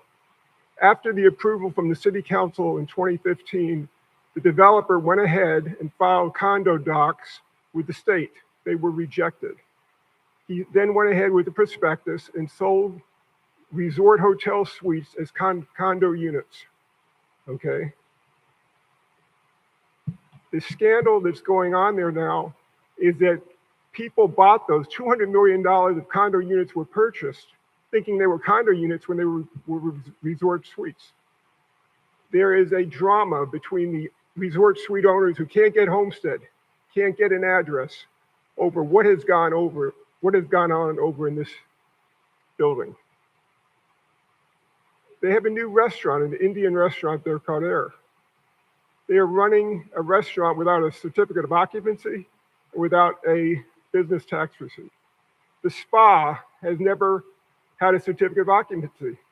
Both towers don't have the certificate of occupancy. How do I know? Because yesterday I talked to the chief building official. How do I know they don't have business tax receipts? Because I talked to code enforcement. There's 7 lawsuits going on. One lawsuit is between the building and the city. The city development department refuses to produce site plans that they want. That lawsuit can be looked at on the Channel 5 website. Lady March Goldwire was fired, not because she gave me a fence permit or gave Taylor dock permit. She was fired because she learned about the illegal marketing of resort hotel suites as condominiums. And in order to shut her up, she was arrested. She said she was acting as a building official, a full-time building official instead of an interim one. Ultimately, those charges were dismissed. There's been a cover-up going on where staff has been aware of this illegal condo, contrary to the city council members that approved it as a resort hotel. There needs to be an investigation. You did an investigation of Lawson and the elevator incident. There needs to be an investigation of your staff members who were aware that this was an illegal condo and it cannot be converted back. It's a resort hotel. You can't change the comp plan. You can't change the zoning. You need to go see why are people in that building without certificate of occupancy and business tax receipts. It's a big scandal. It's only going to get bigger in the coming weeks. Thank you, sir. Madam Chair, the next speaker is Annette Dragon, followed by Rochelle Hughes and Alicia Franks.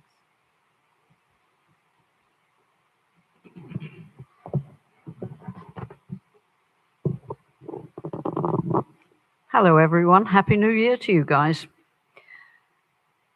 I have got a slightly contentious subject for this evening, and I'm sure I'm not alone in this, but I, for one, would like to see a full accounting of where our tax dollars are spent and any other federal or other government funding is spent. I'm sure we'd like to know how much money the city spends on sending our councillors here, there, and everywhere and their assistants to Tallahassee. and how much the trips our mayor makes to Washington, D.C., together with his entourage and family. I actually would also like to see how much is spent on seminars, podcasts, meetings, and other happenings. And in terms of other happenings, it would be really nice, and I've asked this before, to see a full list of where you are all going to be appearing, at what events, what location, what date and time. I would love to be able to come to see some of you speak at public events and things that you are hosting, or ribbon cuttings, or things like that, but there is nowhere on the website that actually lists any of these events. I also would like to see audited copies of the annual accounts. Another bone of contention or question really is as public officials, we would like to see your full salaries, which are paid to personnel, as well as an explanation of any salary increases that are actually above the 2.8 cost of living adjustment that the federal government recommends. Do the city staff and officials receive any government subsidized 401k contributions or equivalent for retirement? Personally, I would also like to know why my property taxes went up by close to 30% after receiving the estimated figure and the final bill. If City Council wishes to be transparent, it's time that there is full fiscal disclosure. Please may we have that? Madam Chair, the next speaker is Rochelle Hughes, followed by Alicia Franks and Mrs. Mary Brown.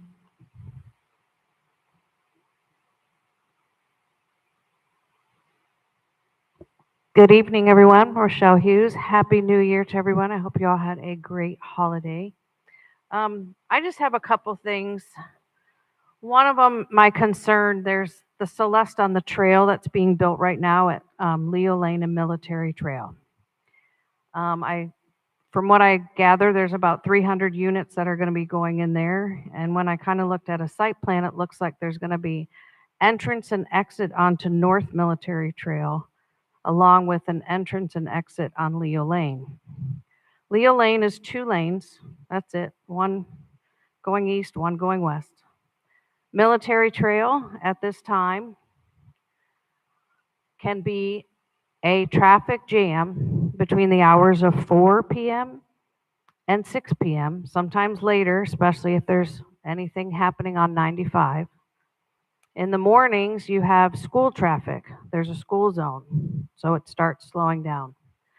My concern is if people are if they're going to exit onto Military Trail northbound, but they want to go south, we're going to have U-turn craziness going on at Lillian, where the one marketplace is, to do U-turns.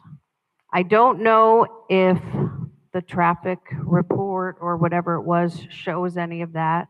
300 units, you know, you could be adding 600 more cars, maybe more than that, based on, I think these are 2 or 3 bedrooms.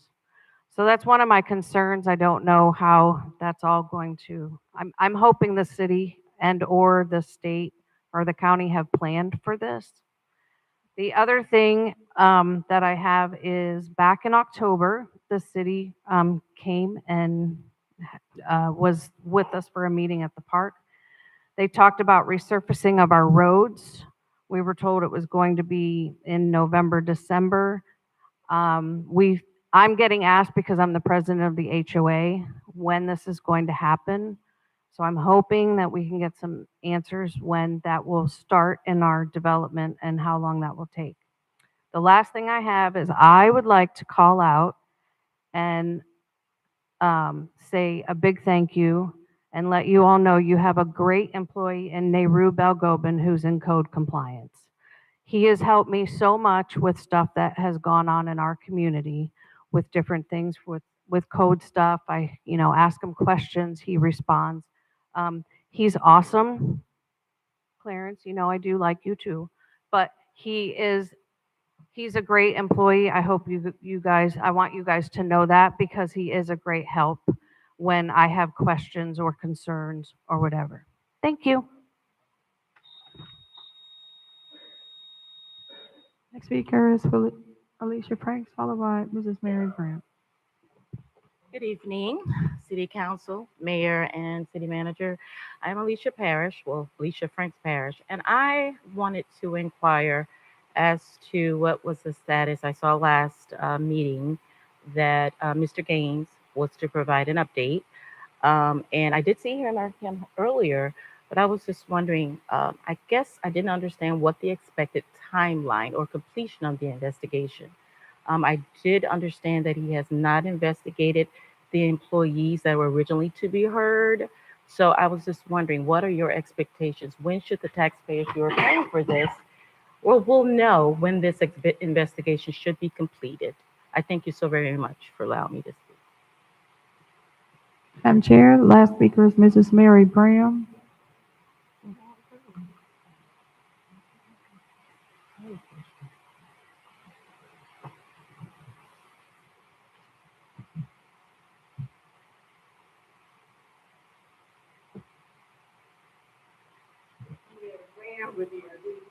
Apparently something is wrong with these speakers because apparently, your voice is like, it's dragging and we cannot distinguish your sound tone. So I wanted to make that comment. Last year was an anxiety year, not just for you as a board, for you as a staff, as a community, and Miss Graham as well. Last year, I took some time out because this was my nephew, and I navigated him, and he deceased last year in February 2025. His dad was the first Black manager over in Palm Beach, and he's listed in the society books over in Palm Beach. So I want to thank the community, and I want to thank all of the other surrounding communities. Miss Graham, love you. I will always be there for you because you have always been there for Miss Graham. And to the Griffin Davis family, Reverend Burroughs family, um, the great activist, Andrew Bird. I can go on and on and on. Miss Bonnie Lawson, whether you all do not realize that, Miss Bonnie Lawson is a pioneer. When we talk about Newcomb, Mr. Newcomb, Bonnie Lawson is a pioneer in this city here. Let me give you a list. It's not clear. Bonnie Lawson graduated from Riviera Beach High, and she was truly engaged forever in the city business, not just before any of you all set up on those boards there. So Miss Lawson, Miss Bonnie Lawson, yes, she has truly been a pioneer of this city here. And it was made mention about Miss Graham. See, Miss Graham does not talk at nobody. Miss Frank sitting right there. Over on the other side, we were all over there dialoguing about Barracuda Bay, trying to get the parents to pay $5 to kind of offset some of the bad revenues that the city has lost. Residents, Miss Graham would not speak in that tone of things that she has not known and have not been involved in. So Rex do programs, have things that kind of offset some of that 350,000, 900,000, and I can go on and on and on. Exactly what Barracuda Bay has lost. Council Lanier, please let the general public know that we own that property. Yes, ma'am. Thank you. We don't own the property over on the other Yes. side. Thank you so much. Madam Chair, that is the end of public comment. Mr. Evans, could you respond to some of the items that were brought up in public comment, please? Yes, Madam Chair. With regards to the Emirate, that is ongoing litigation, and so the city's position has always been not to comment on ongoing litigation. With regards to expenditures, we do have a portal on the city's website that any and all checks that the city does issue is available on our website, and you could actually drill down on that pretty specific And as it relates to our audit and our budget is all available on the city's website. So that information is available for public consumption. With regards to the roadway resurfacing, we did have a competitive solicitation process. That particular item is looking to come forward for the board for consideration at your first meeting in February to move forward with milling and resurfacing. And then with respect to the ongoing investigation on the mayor's report, that item is going to be coming before the board, I believe, in February. We had some issues with regards to board availability at the end of January, but we're going to look to conclude the report by the end of February. And I will personally call all persons that were impacted as a result of that tomorrow to give them a greater update. And I think that may be it, Madam Chair. Thank you. Madam Clerk, next item. Madam Chair. Item 9B, ordinance number 4285, an ordinance of the City Council of the City of Riviera Beach, Palm Beach County, Florida, approving a request from CORE and PGAL Inc. on behalf of the City of Riviera Beach to abandon 2 unutilized right-of-ways to allow for the construction of a new police headquarters located at 1621 West Blue Heron Boulevard, providing for conditions of approval, providing for an effective date, and for other purposes. Madam Chair, we have comment cards on this item. The acceptance of the comment cards is closed. How many comment cards? We have 5 comment cards on this Thank item. you. Mr. Severance? Mr. Evans? Madam Chair, members of the board, if I can have the Director of Development Services, Mr. Shermans, to make this presentation. Thank you, Mr. Manager. Good evening again, Madam Chair, members of council, and Honorable Mayor. This is the second of the 2 ordinances that were mentioned earlier associated with the police station new headquarters project. It was previously approved and adopted. However, due to the notice issue, it is being brought back to you for a first reading again. And if and when approved, it will be brought back for second reading for readoption. Again, this is the second ordinance associated with the conversation that was held for the previous item, and staff is here for any questions related to it. Thank you. Public comment, please. Madam Chair, we have 5 public comment cards. The first speaker would be Cindy March, followed by Mrs. Mary Brown and Lloyd Brown. Okay, Cindy March has left. Mrs. Mary Brown.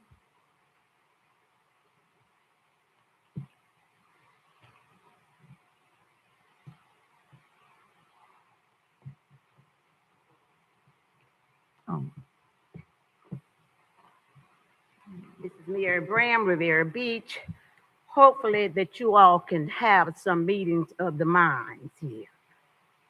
This is what every board that has sat there, they have put this city decades, years and years behind, because it was always nitpicking here, nitpicking there. It was always something. It is not the messenger, but it is the message. Whether or not you would want to hear it or not. Previous boards sold off your city. That's why we're so clustered in here the way that we are. Because it was all a setup. And we talk about somebody being dishonest. Now, if this does not fit you, please don't get offended. Boards have swindled this city. They have played it, and they have played it from A to Z. I'm going to say this too, whether or not you like it or not, because Ms. Bram knows it. And I do not care. I care about you that much to let you know exactly what Ms. Bram is going to do and others is going to do too. Because we as a city, we are tired of leadership like this here. Mr. Evans is under the auspices of Brown, you we're all. talking about the police department. You have to stick with that issue. This is the police department item. Huh? This is a police department item. Oh, okay, okay.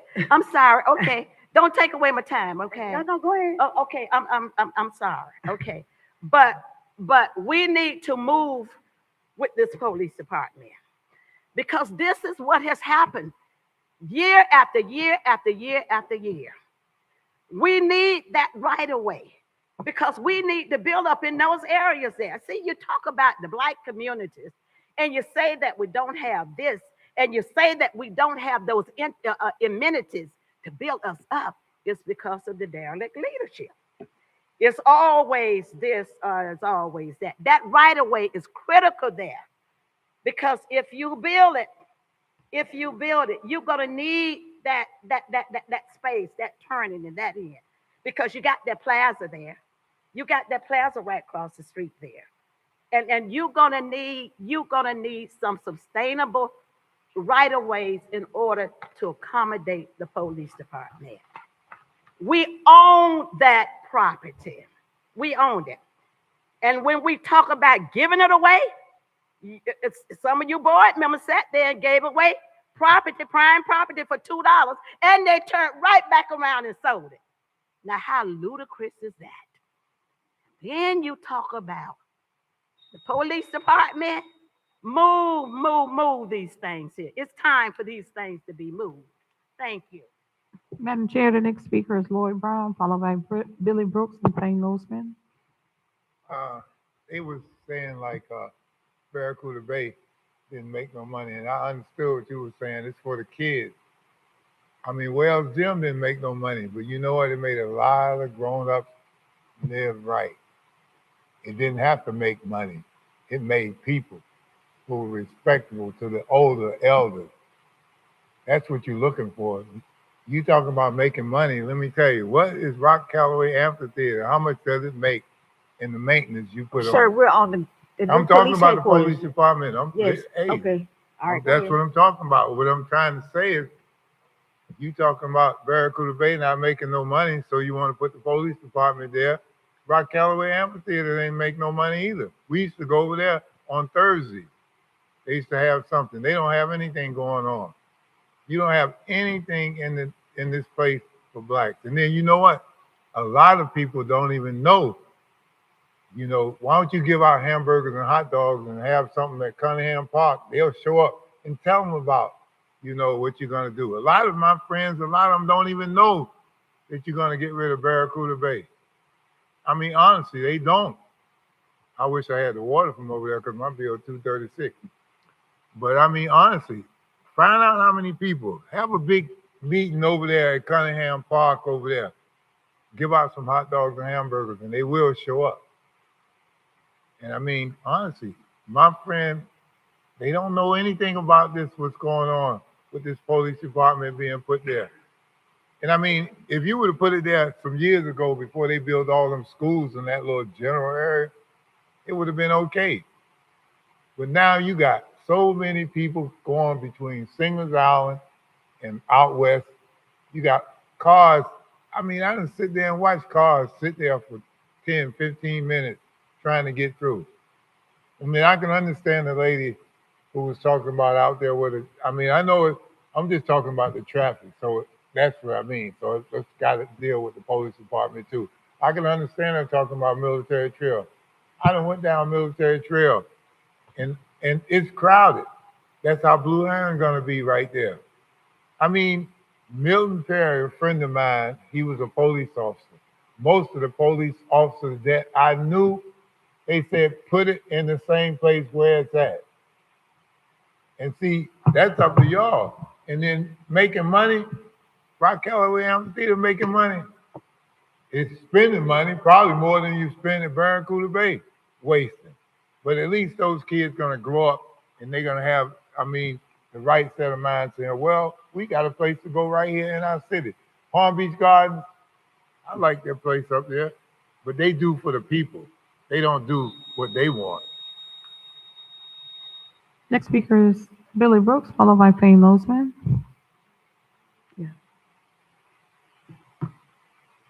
Good evening, Billy Brooks here in the role of the president of the River Beach Police Foundation. And I am so excited. Some of you got the text I sent you of the wire transfer that we got. Did you? Well, anyway, our fund received $61,000 today. And it's all because of that gentleman over there. When you all voted favorably on this issue the first time, we went out and told everyone that we're going to have our police department, our new police complex on Blue Heron and Avenue S. We talked with a lot of prospective donors, and they got excited about it, thought it was a great idea. And so now this is proof that there are persons who are really supportive of having that in that location. And speaking just as a citizen who's been in that area for a long time, I still live in the hood. It's going to mean a lot for the business plaza there to have that police department. Customers will feel a bit more comfortable to go and patronize the place there. Also, when we look at the location, where it is in proximity to the schools, and maybe somebody spoke on this earlier, I'm kind of late getting here. I would imagine that if anyone had an idea to come and do something at those schools, they would have a second thought about it. Parents are going to feel so much better with the children having the police department there, the kids going to school. And even with the schools itself, now JFK has some issues there with bullies and folks getting in, gang members. I would think that they would think secondly, second thought about that. So, and also the coming down that I-95 corridor, just imagine how it looks. You're coming down I-95, and on the northeast corner, you've got that beautiful fire department. You keep driving east, and then you're going to have the police complex on the southwest corner. It's going to add to the beauty of I-95 coming into Riviera Beach. As you know, if you do your GPS, it takes you all the way over to Palm Beach Gardens coming into Riviera Beach. So it's also a thing of beautifying our city. And of course, there's a safety issue. And then even we would think that the real estate value is going to increase as well. So there are many great factors, and I appreciate what you've done to make this happen the last time and also this time. So just keep on doing what you're doing. Again, thank you, and the board thanks you, and we know that we're going to get a lot more donors. And I'll be coming back sharing the good news about the money that we're getting. We're going to help the police department. That's what we're here for. Thank you so much. Madam Chair, that's the end of public comment for this item. I'm sorry, we do have one more speaker, Fane Loseman. Fane Loseman.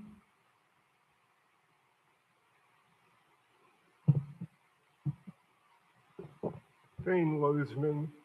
I want to preface my comments that I don't have the confidence in the presentation given by Mr. Sermons regarding the police department.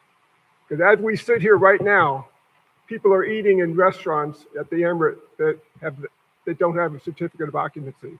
They don't have the business tax receipt. He should be over there shutting those places down. The city manager should be shutting those places down. You can independently confirm that. Talk to the building official in the morning. Investigate what's going on.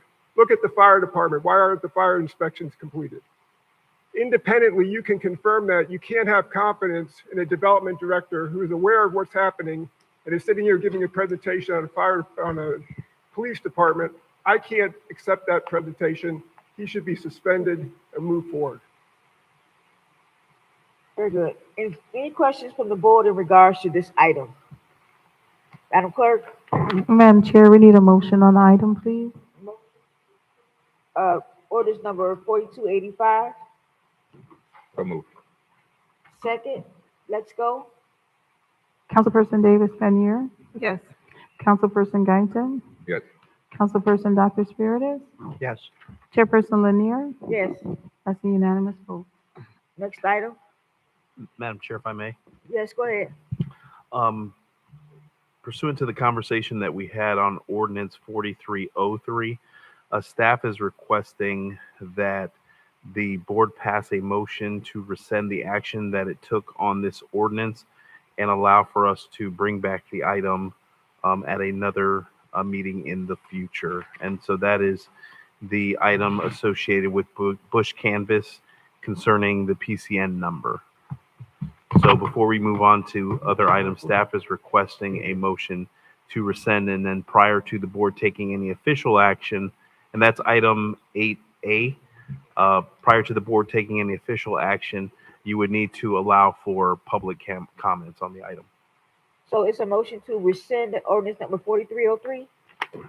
Yes, Madam Chair. A motion to rescind. So move.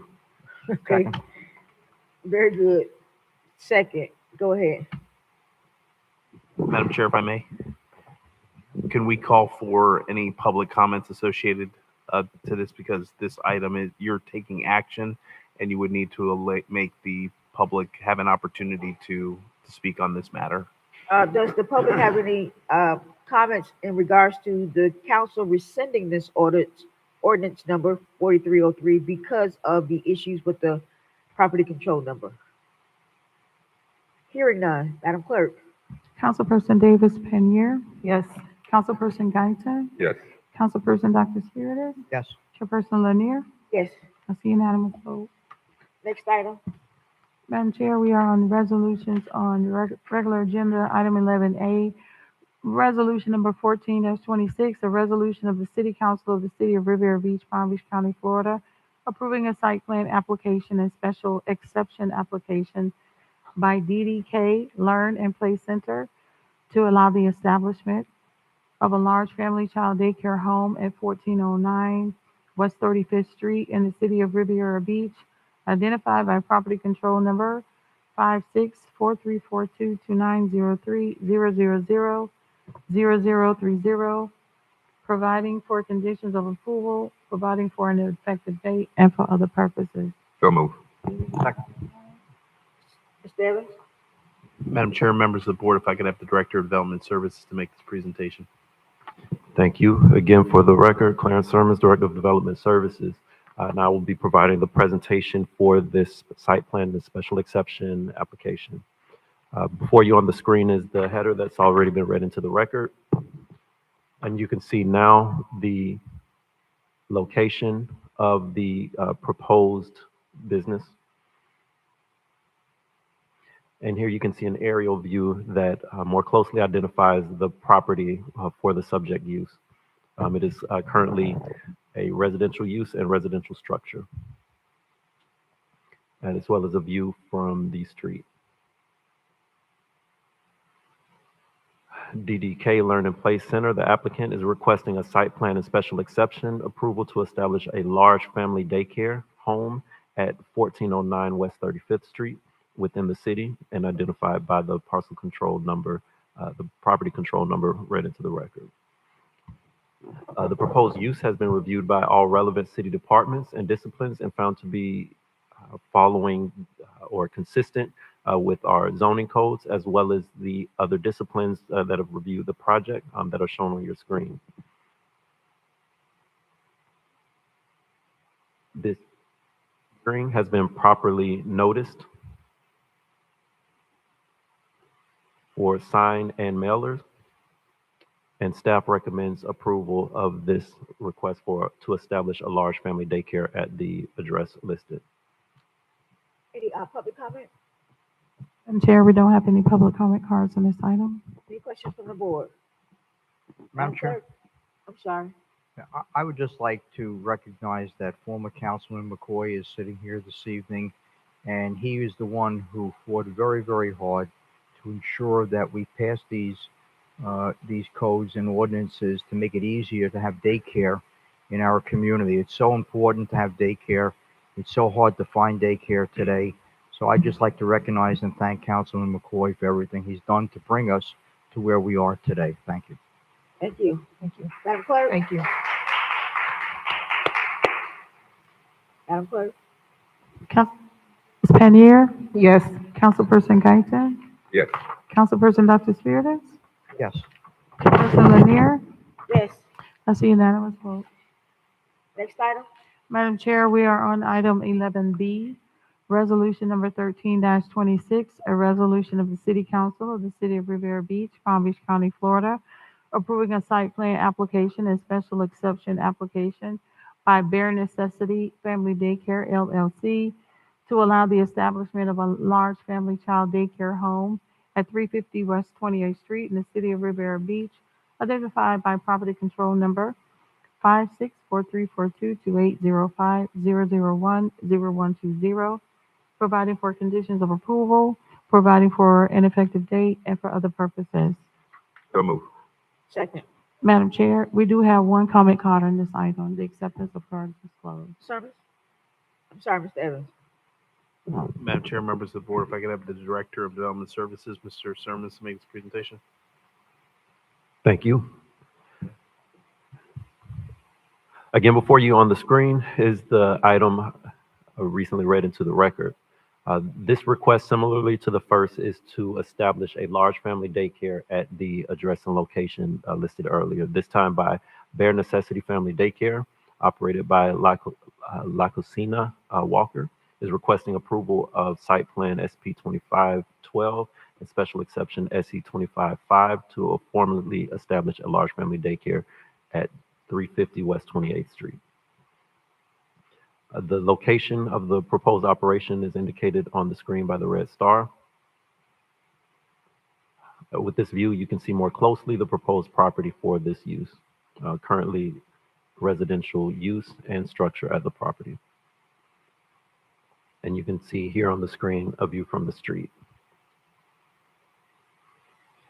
The proposed use has been reviewed by all relevant city departments and found to be consistent with Chapter 31 of our land development regulations, as well as outside disciplines, including utilities, fire, engineering, and buildings.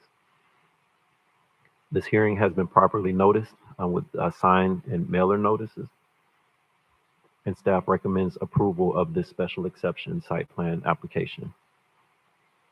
That concludes the staff presentation, and I am present for any questions. Any public comment? Madam Chair, we have one public comment card from Roderick McCoy. Good evening, members. Roderick McCoy. I think this is a great opportunity. In fact, if I can borrow Mr. Evans' words, as society changed, social government.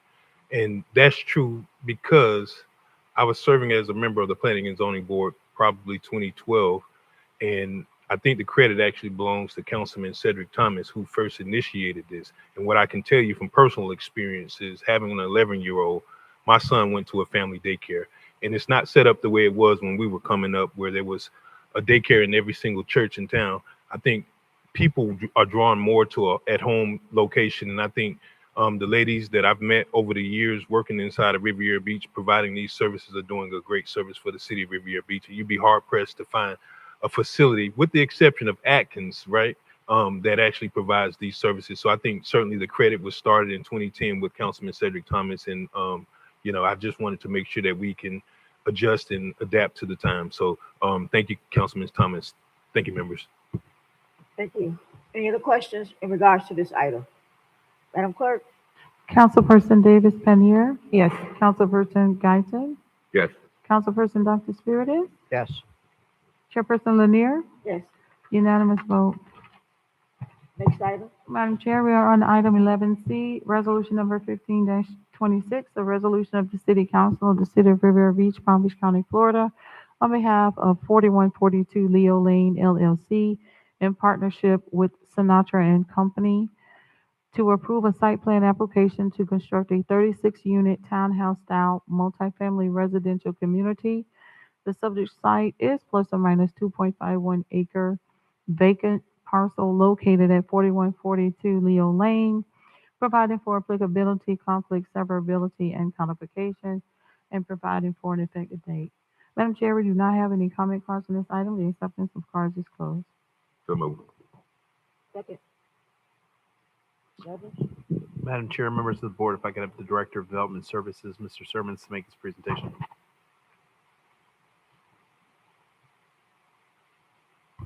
Thank you. Thank you. Good evening again, Madam Chair. The item before you now is a site plan request at the address read earlier. This is a new item to you. And for the presentation on it, I will turn over the floor to Principal Planner Curtis Thompson. Mr. Thompson.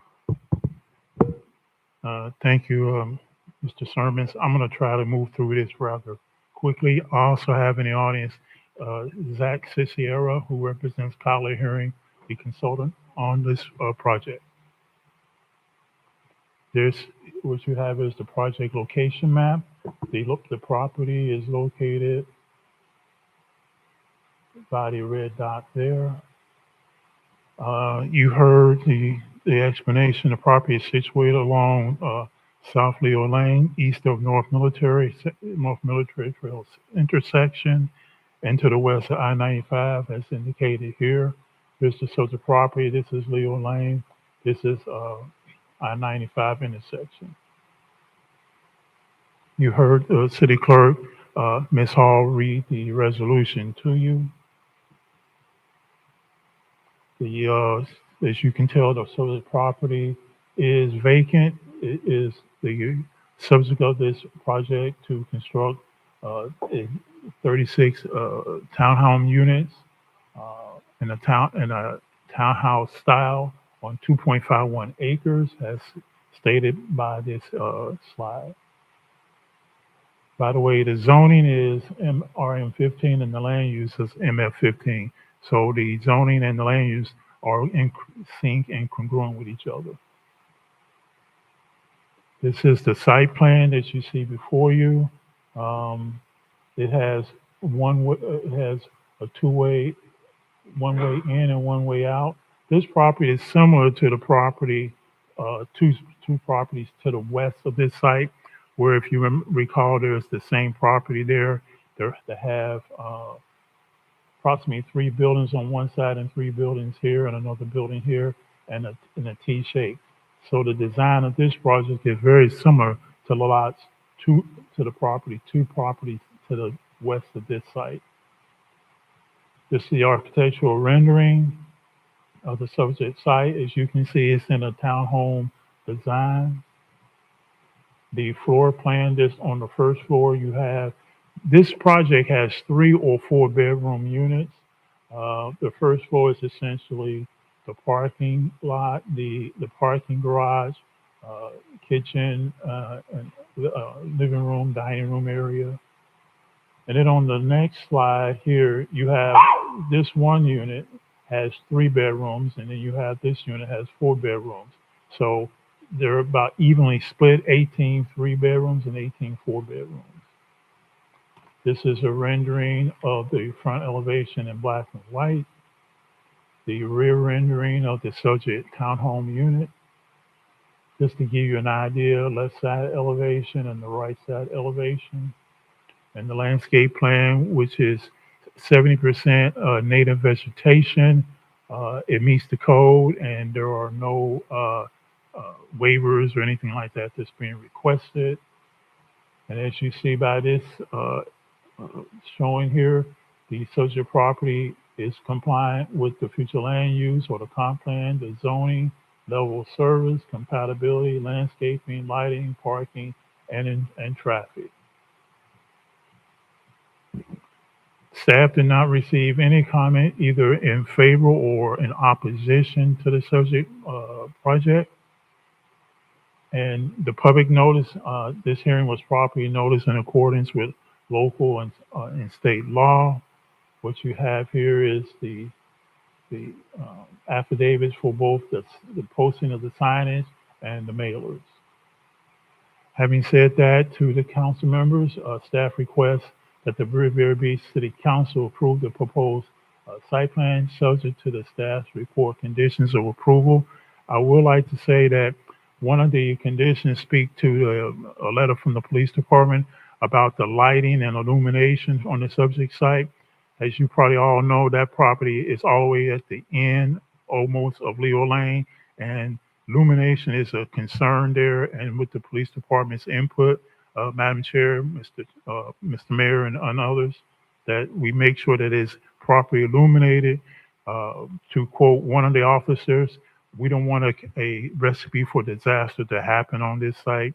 And so in looking at that and with the input from the police department, we believe there is a condition and condition set to eliminate any possibility by having adequate illumination.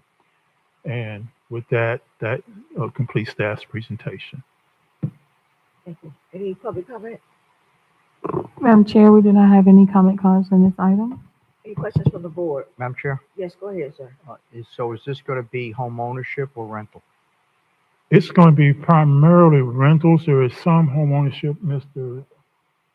Sierra is here representing the applicant to answer that question, Ms. Spiritus. So I would like to defer to him and let him answer that. Thank you, Council. For the record, Zach Cicero with Cutler and Hearing in Jupiter. We're a local firm. President of Cutler and Hearing, Nicole Plunkett, is here and just doing some introductions. Angela Baina is our project architect. She is in attendance tonight. So any questions for us, we're very happy to answer. To answer that question about for sale or for rent, as of right now, we're planned to make these for sale units, but we do want flexibility in the future. The market can change. We've seen that with other projects, not necessarily here in Riviera Beach, but most recently in Jupiter that we had a project. We got that approved for rental, and ultimately we went back to get it approved for sale or rental just to add flexibility. So right now, to answer your question, is for sale, but we don't want that restricted with this approval, respectfully. Thank you. Madam Chair? Yes, go ahead. So can you tell me what the sales price approximately will be on this? What's the guesstimate?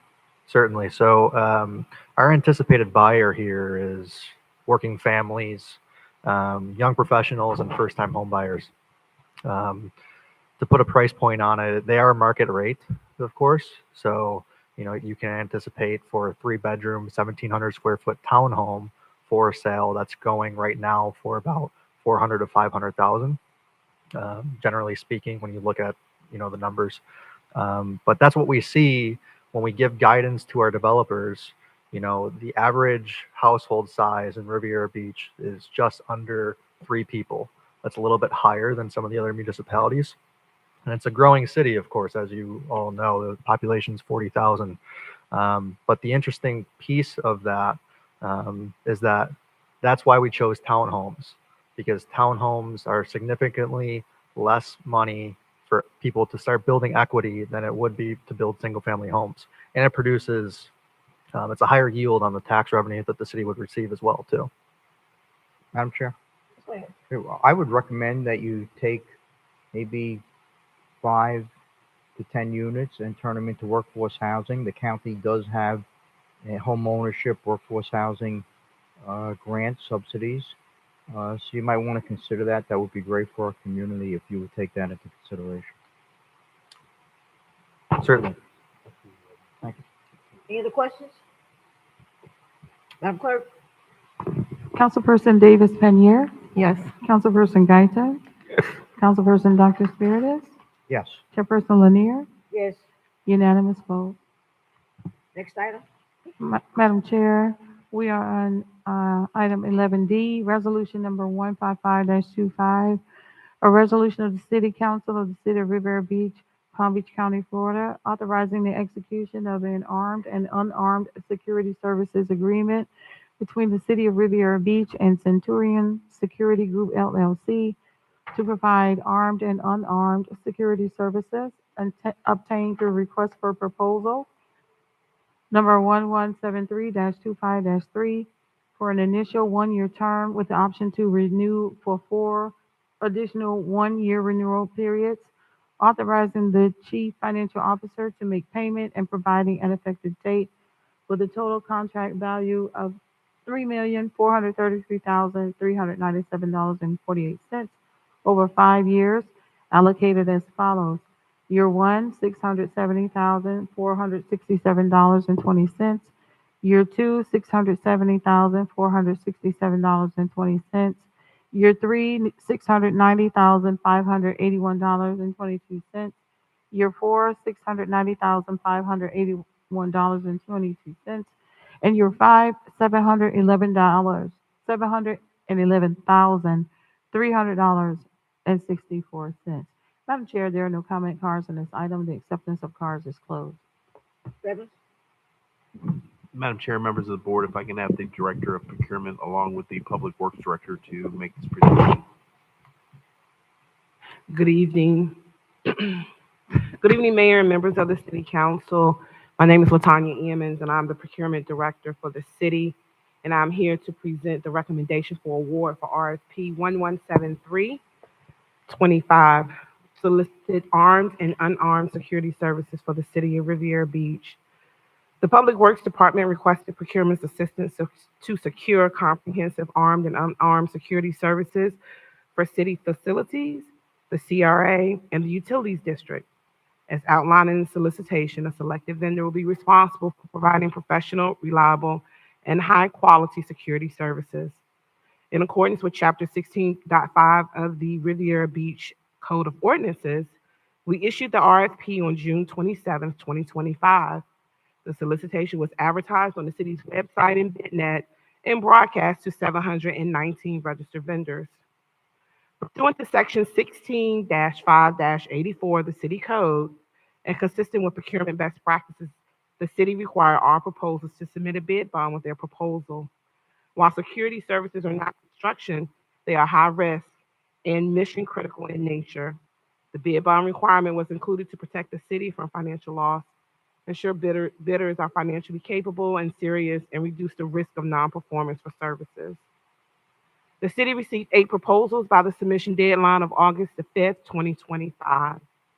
And initially, 3 vendors were deemed responsive. However, during the preparation of the initial notice of intent to award, it was identified that the evaluation rankings had been applied incorrectly. Additionally, it was determined that Gideon Security Corporation should not have been deemed responsive due to an incomplete price proposal. The procurement department corrected the stance, and initially the ranking was for Centurion Security Group received 8.4 points, and Securitech of Florida received 84.64 points. However, on October 22nd, 2025, the procurement department received a public records request for copies of all proposal bid bonds. During the review to comply with the request, it was discovered that Securitech of Florida, doing business as Securitech, has submitted an incomplete bid bond form. At this discovery, Securitech was deemed non-responsive, and the final ranking still stood with Centurion Security Group yielding as the highest rank, and at this point, the only responsible bidder. On Friday, December 26, 2025, Securitech submitted a formal protest asserting that it was an aggrieved vendor regarding the proposed award, and the protest letter is included in the backup. However, on Monday, December 30th, 2025, the protest was denied as ultimately untimely. The procurement code requires that a protest be filed within 5 calendar days of when the protester knew or reasonably should have known of the facts giving rise to the protest.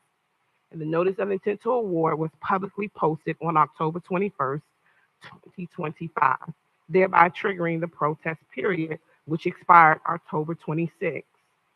Based on the final evaluation results and responsiveness determined, the procurement department recommends award of the armed and unarmed security services contract to Centurion Security Group, LLC. Thank you, and I will happily answer any questions you may have. Public comment? Madam Chair, we don't have any public comment cards on this item. Any questions in regards to this item? Madam Chair? Go ahead. I'm a little confused why we would require a bid bond on something like this. First of all, when you require bid bonds, that means you're basically knocking out all the local smaller companies from being able to submit a bid. Bids can be thrown out, you can rebid it. Performance bond is the most important part of the project, is making sure that they perform based on the contract that you signed. But I don't really see why. Have we done bid bonds in the past for security in the city? I guess Mr. Evans, you could answer that one, I guess. Madam Chair, if I may, Yes, go ahead. I would have to defer to the procurement department. I'm not 100% sure on that question. Has that been done before for this type of project?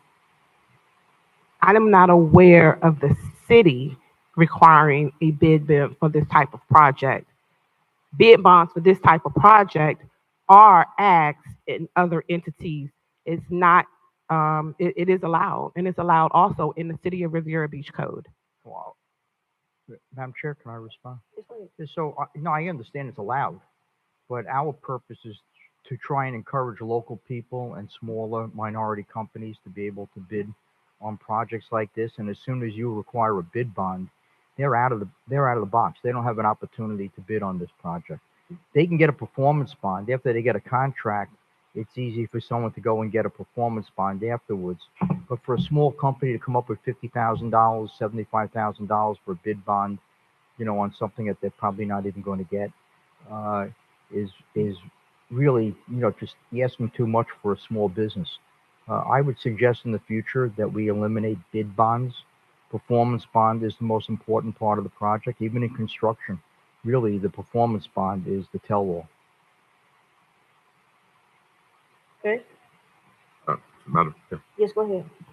is the representative of this company here?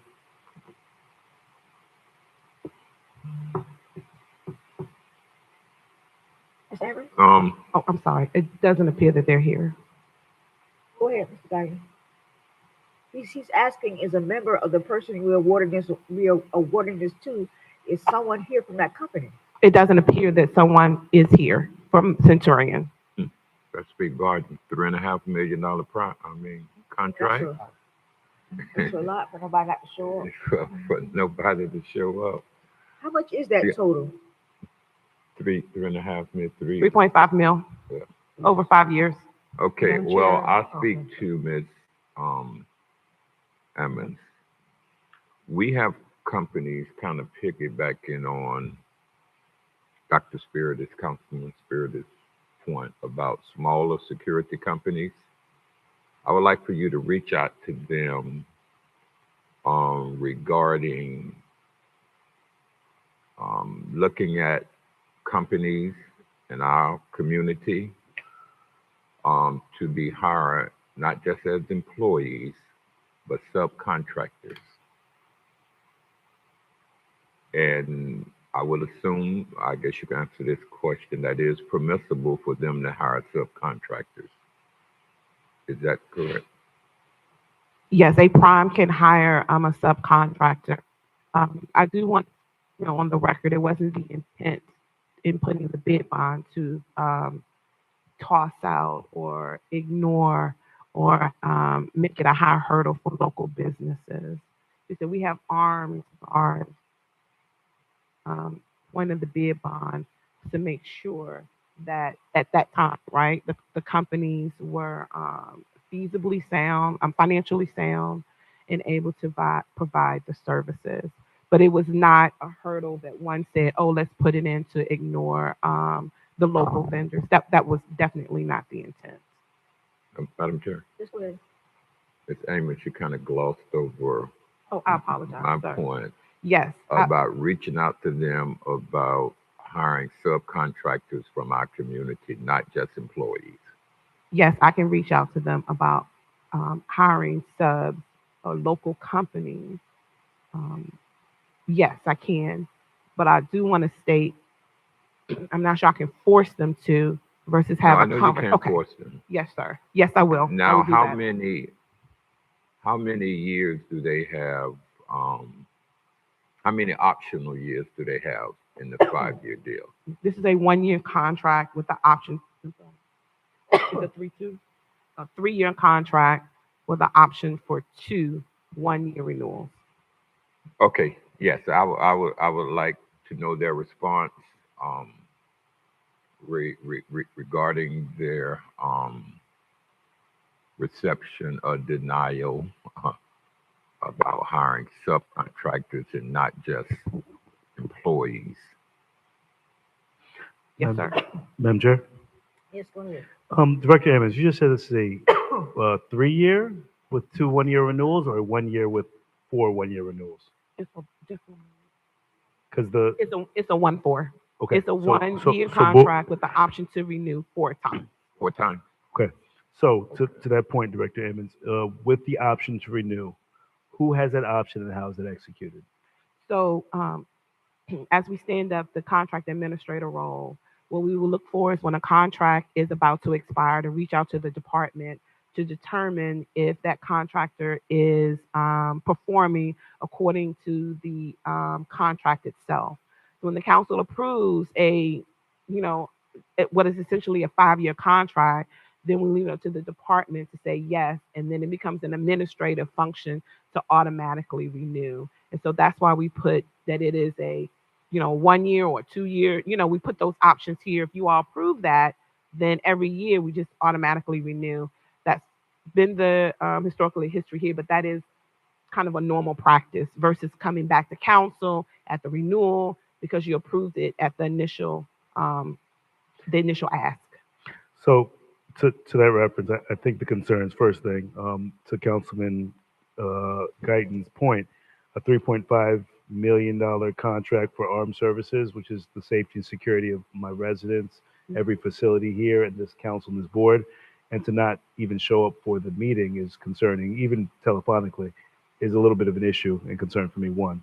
Number two, during my comments, I intended to talk about the procurement conference and discuss some of the local benefits. Councilman Spiritus referenced the surety bond. Well, I'm sorry, the bid bond that he referenced, and then also some of the other requirements for local bonus points and the ability to actually hire and give locals an opportunity. So I do want us possibly, and hopefully we have the time tonight, we can address the procurement conference and bring in some of the discussion to our next meeting to talk about outlining how do we actually benefit and change the procurement process to benefit and impact locals. I'm not sure if I'm supportive of this contract, colleagues, just because a few things. Number one, there's a certain respect and decorum the city needs to demand. And for a contract to be awarded to an applicant that didn't have the decency to show up tonight is concerning to me. 1 year with 4-year renewals. We just hired our contract administrator, which just recently started. But I also want to believe that we want to have the opportunity to review what's happening with these contracts to make sure that we're providing the utmost top tier quality service and that we as a board can make that decision. And three, I'm very concerned with the local opportunity. I really want to make sure we push for locals to have contracts and have these opportunities to benefit, especially when we have well qualified companies that can actually benefit from these. So I'm sorry, I don't know if I can support this security contract. I know this is the third or fourth time it's come before us, but I really want to see an opportunity for a local vendor and then also take some of the restrictions that have limited governance from spending locally. And that's why we had the procurement conference. So implementing policy that's reflective on what we actually talked about. Thank you, Madam Chair. Madam Chair, Yes, go ahead. I'm agreeing with the mayor. I put the motion out there to approve it in anticipation that I can speak to a representative. And after I put the motion out there, there's no representative for a $3.5 million contract. That concerns me. The other thing that concerns me, if we awarded the contract, it doesn't come back to us, and we don't know. You can document whether they've hired the locals, subcontractors, but I want to be able to look him in his eye or her and say, this is what we want. Are you good with it? I can't do that. I got a problem. So I'm not sure if I can, well, I'm not saying, I am sure that I cannot support it tonight. I want to see him. Madam Chair, just to, oh, sorry, Go go ahead. ahead. And just to clarify, my decision is not exclusively based, it's not a requirement for them to be here. To be awarded the contract, they're not required to be here, and that's not based on my decision. I want us to make sure our procurement process is properly documented. I want to make sure that we have all the parameters in place to address one of the hardest working departments of security. Overseeing outside of our police force, I need to make sure we have the top tier security system in place with staff that's going to make sure they operate. And I want to make sure that we've done a procurement process that helps benefit.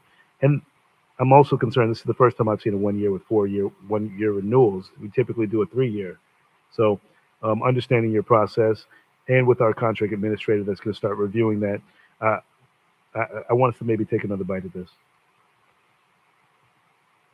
Any questions in regards to this item? So you're telling me that after 1 year they come back, or you No. have to? Staff make the decision. Madam Chair, Yes, go could ahead. we amend that where it does come back before the board, or that's just a part of the process? We can follow the wishes of the board. Yes, go ahead.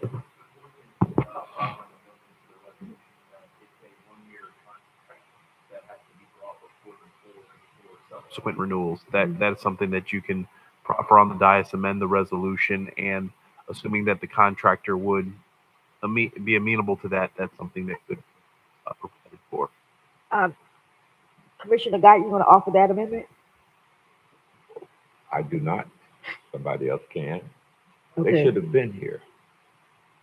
I mean, that's just, in my opinion, disrespect. Okay, you don't offer that amendment?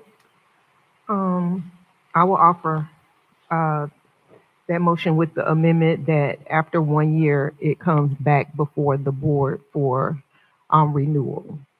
Madam Chair, if I may. Yes, go ahead. Before the 1 year expiration, so I would say, 10 months after they're on prem, that there is a discussion or an item that comes back before you to talk about subsequent renewals and the like. Because you do, at that time, if you do attempt to effectively off-ramp that company, we still would need to have them in place until a successor company is named.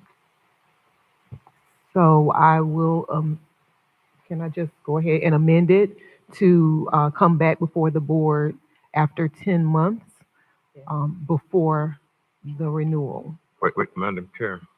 If there's a motion on the floor, we have to either resolve it, since I made the motion. She's looking at an amendment to it. The maker of the motion has to The agree. maker of the motion. So either we have to vote this motion Down. Okay. down and then make the amendment, because I'm the maker of the motion. Okay. Well, make that motion then. All right, very good. So this is our resolution number 155-25. Roll call. Councilperson Davis Bamier, No. Councilperson Gaita, No. Councilperson Dr. Spiritus, No. Chairperson Lanier, No. item fails. You want to make that motion to have it come back in less 10 months? Yes, second.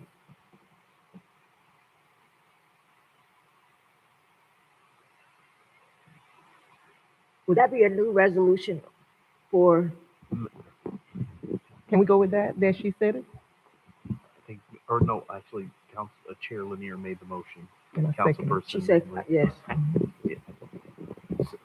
Madam Chair, if I may. Yes, go ahead. So the direction to staff or what would be revised in the resolution is to amend the term of the contract for a period of 10 months and not to enter into any subsequent renewals until the item is brought before the board for consideration. So you would affect, but you give them 1 year, but before the expiration of the contract, they have to come before the board for status update and to exercise subsequent options to renew. Excellent. Roll call. Madam Chair, Councilperson point of Davis. order. Yes, go ahead, sir. Can we table this until the next meeting so that we can speak with the representatives from the company as my colleague requested, which I think is very important? Chair. Second. Would that be considered call of silence? Yes, ma'am.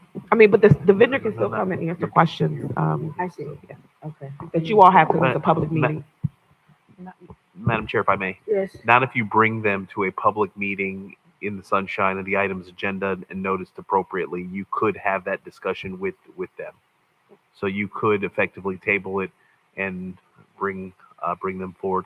The other thing is, if there are specific questions that the board may have, I would encourage the board to communicate that to staff specifically in this forum, and then they can be prepared to bring back those answers to you all, because we could not have conversations with you at the conclusion of this meeting. So this is the appropriate venue. If there's specifics that you'd like to make them aware of, that you'd like for them to discuss when they do appear before you, this is the opportune moment to do so. Okay, so let me get this correct. So this motion was voted down for the 5 years. A motion was made for it to be 1 year, basically, and come back in 10 months. You're saying that take those motions back and just table that motion to the next meeting. But doesn't the table take precedent of the motion on the floor? Yeah. The best way to handle it is for the chair to withdraw her motion and then That's done with that, right? And then you go into the new tabling of this and bringing it back at the next meeting with whatever direction you all give staff now to relay to the company. I'm not following. So So If you're you- saying that this motion was voted down. That means that this is out. This is over. You made a new motion. So we're gonna make a new motion to, You already made a new motion. That, okay, That Ms. Davis Pannier seconded. You can withdraw your motion because you were the maker of the motion. And if you withdraw your motion, that takes it off the floor. And then the next motion can be a motion to table until the next meeting. got it. So I withdraw that motion, but let me ask you a question, Ms. Ammons. Is the current security arm, team, are they a current provider? Are they the current provider, the one that we are awarding this to tonight? No. Okay. So what will happen is that the current provider will still be month to month. Yes. All right. That motion was pulled back, and then we'll table that motion. Madam Chair, I make a motion that we table this motion till next meeting. So move. I mean, second.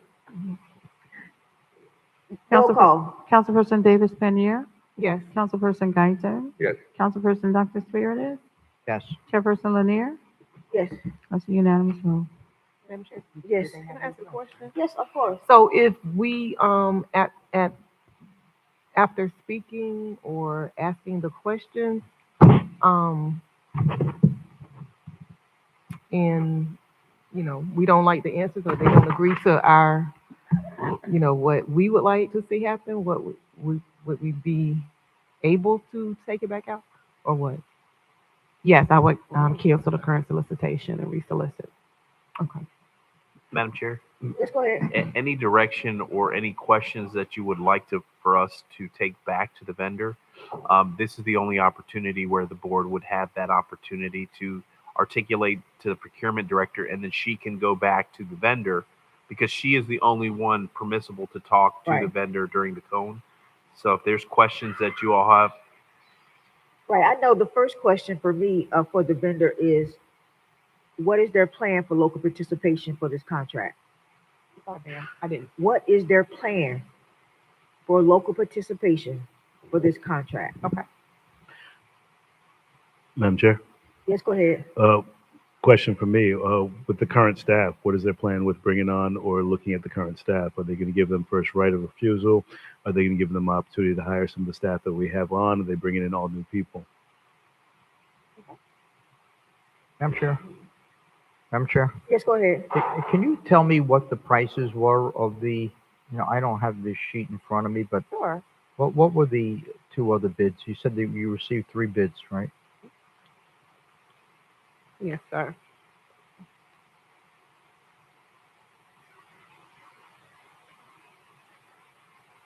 The recommended awardee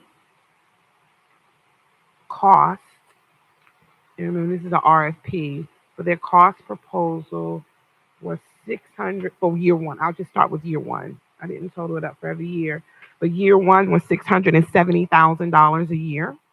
For Securitech, which the 3 that we, evaluated and we opened, but Securitech was non-responsive. This was $833,000 in the first year, and then Get Into was also deemed non-responsive. This was $89,000. So The low bid was how much?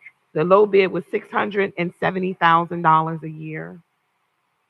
And remember, this is an RFP, so it's part of the proposal, but the price sheet, again, the highest ranked had the lowest price of $670,000. The other 2 vendors, if they were able to be considered, but they're not because they're non-responsive. Number 2 was $833,000 approximately, and then the last one was $889,000. Madam Chair? Yes, go ahead. Did you put in the RFP, did you ask how much they're going to pay their employees per hour? No. Mm-mm. I would suggest in the future you include that. Typically, you don't ask people what they're going to pay their employees. It's the price to do business. I And know, so I know, that was their cost. yeah, I know typically you don't, but this is a way of guaranteeing that we have decent paid employees here and not low paid employees. Madam Chair, if I may. Yes, go ahead. One of the things that we can do is a notation in the solicitation that the city of Riviera Beach has a livable wage resolution where no employee makes less than $15 an hour. And that was something that this board did years ago. So we could put language that says the city of Riviera Beach, values, equal and fair compensation as depicted in this particular resolution. Because the council person is right. You have situations where you have people that are guarding multiple facilities that invariably are going to be making significantly less, $9, $10, $12 an hour over they're going to be guarding multi-million-dollar facilities. So that's something that we can even ask the vendor. I'm sure they would be able to share what their wage scale is when they do come back before you all. Yeah, Madam Chair? Yes, go ahead. Yeah, I believe that you can get these numbers, through the industry, what a good number is. I'm sure the police chief can help you with that as well. I could tell you that at the Waterglades condominium, unarmed guards are getting over $18 an hour, $19 an hour. So I would think that this would be substantially more, but we don't know. Any other questions? Let's move on to our next item. Madam Chair, we are on item 11E, resolution number 161-25. A resolution of the City Council of the City of Riviera Beach, Palm Beach County, Florida, authorizing the execution of a citywide janitorial services agreement between the City of Riviera Beach and American Janitorial, Inc. for citywide janitorial services procured pursuant to request for proposal number 1174-25-3 for an additional 1-year term with a minimum contract expenditure of $543,953.37 with an option to renew for 4 additional 1-year terms, authorizing the chief financial officer to make payment for such services and providing for an effective date. Madam Chair, we have one public comment card on this item. The acceptance of cards is closed. Chairman? Madam Chair and members of the board, if I can have the Director of Procurement and Public Works to make this presentation. Good evening. For the record, my name is Latanya Emmons, and I'm here to present the recommendation for award for RFP 1174-25-3, which is citywide janitorial services for the City of Riviera Beach, the Community Redevelopment Agency, and the Utility Special District. The Public Works Department requested procurement assistance to secure a qualified and experienced vendor to provide comprehensive community or citywide janitorial services. In accordance with Chapter 16.5 of the City of Riviera Beach Code of Ordinances, the Procurement Department issued the RFP on June 27, 2025, and it was advertised to 587 registered vendors. A mandatory pre-proposal meeting and walkthrough was held on July 11th, and attendance for the entire day was required in order to submit a proposal. 8 proposals were submitted by the deadline. 3 were deemed responsive and advanced to the next stage. After evaluating and scoring the technical and price proposals, American Janitorial received the highest overall score. American Janitorial received 935.17 points. Clean Tech Services received 901.91 points, and Clean Space received 892.50 points. Based on the final evaluation results and responsiveness determination, the Procurement Department recommends award of the citywide janitorial services contract to American Janitorial. Thank you. Motion? So moved. Second. Madam Chair, we do have one public comment card. Let's do that. Mrs. Mary Brown.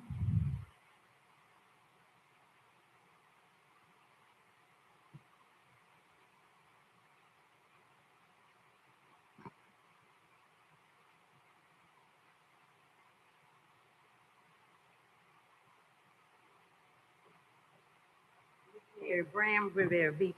I have just one quick question because when I read this, it says citywide janitorial services.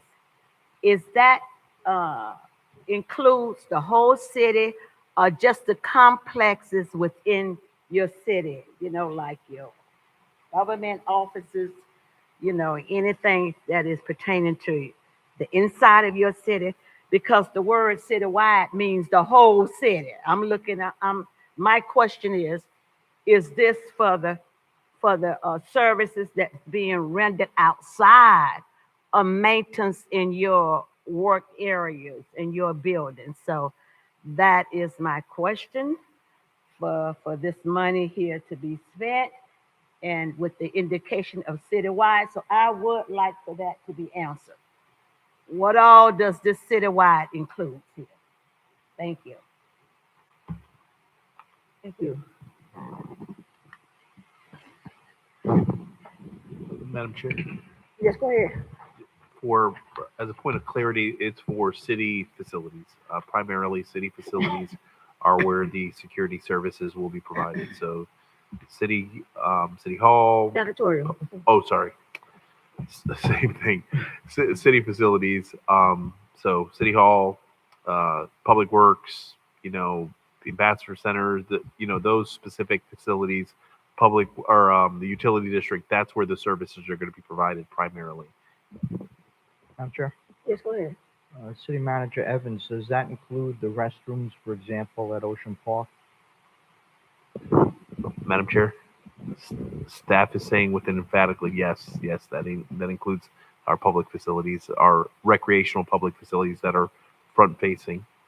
Well, Madam Chair, Yes, go ahead. since you brought that up, colleague, will that include the bathrooms like at Cunningham Park? Because I've been told by residents that those stay locked during the day because of safety or because of cleanliness in that area. However, on the island, theirs stay open with security. So can you give me a little feedback on that? Because I've had people take their families, their children there to the park, and when it's time to use the restroom, they have to leave because it's not usually Madam Chair. open. Madam Chair, if I may, Go ahead. that is news to me. So those restroom facilities will be open tomorrow, and we will have, whether it's to amend or add that onto the agreement for the cleaning, and then we'll make sure staff monitors the restrooms as well. But we will make sure that those facilities are made available to the public when the park is open. All right, thank you. So do you have, going back to security services now, do you have security at any of your parks? Madam Chair, if I may. Yes, go ahead. No, we do not have security services at the parks. Now, if there is special events or activities going on, yes, we do have our law enforcement. We do provide security services when there is youth football games and some large scale activities that we have events that we do, but we don't have what is a rover or somebody that's in the park like other communities. Some communities have established a park ranger program, and that's something that I think long term we can look at to facilitate that to accommodate just having people in the park consistently. Okay, one more security question. What's the difference? We have police officers here, we have the security forces here. I mean, why would we have both? Madam Chair, if I may. Yes, go ahead.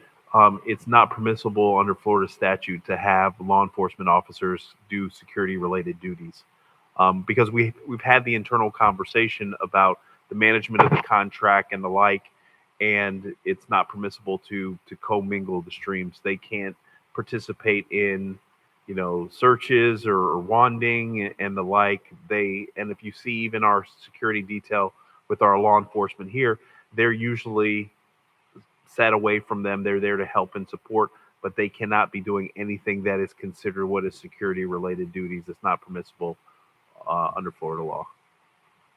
And there's some constitutional elements as well, unlawful search and seizure and the whole nine, the Fourth Amendment, but you can't commingle those. So with the janitorial services, is the applicant here, the awardee here?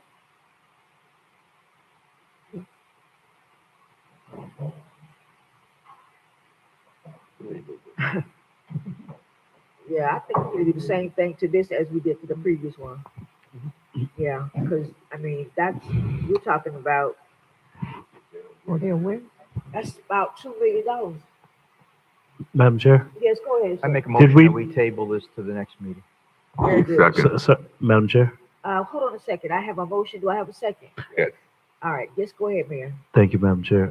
Did we notice this to the applicants that we were going to be awarding these contracts tonight?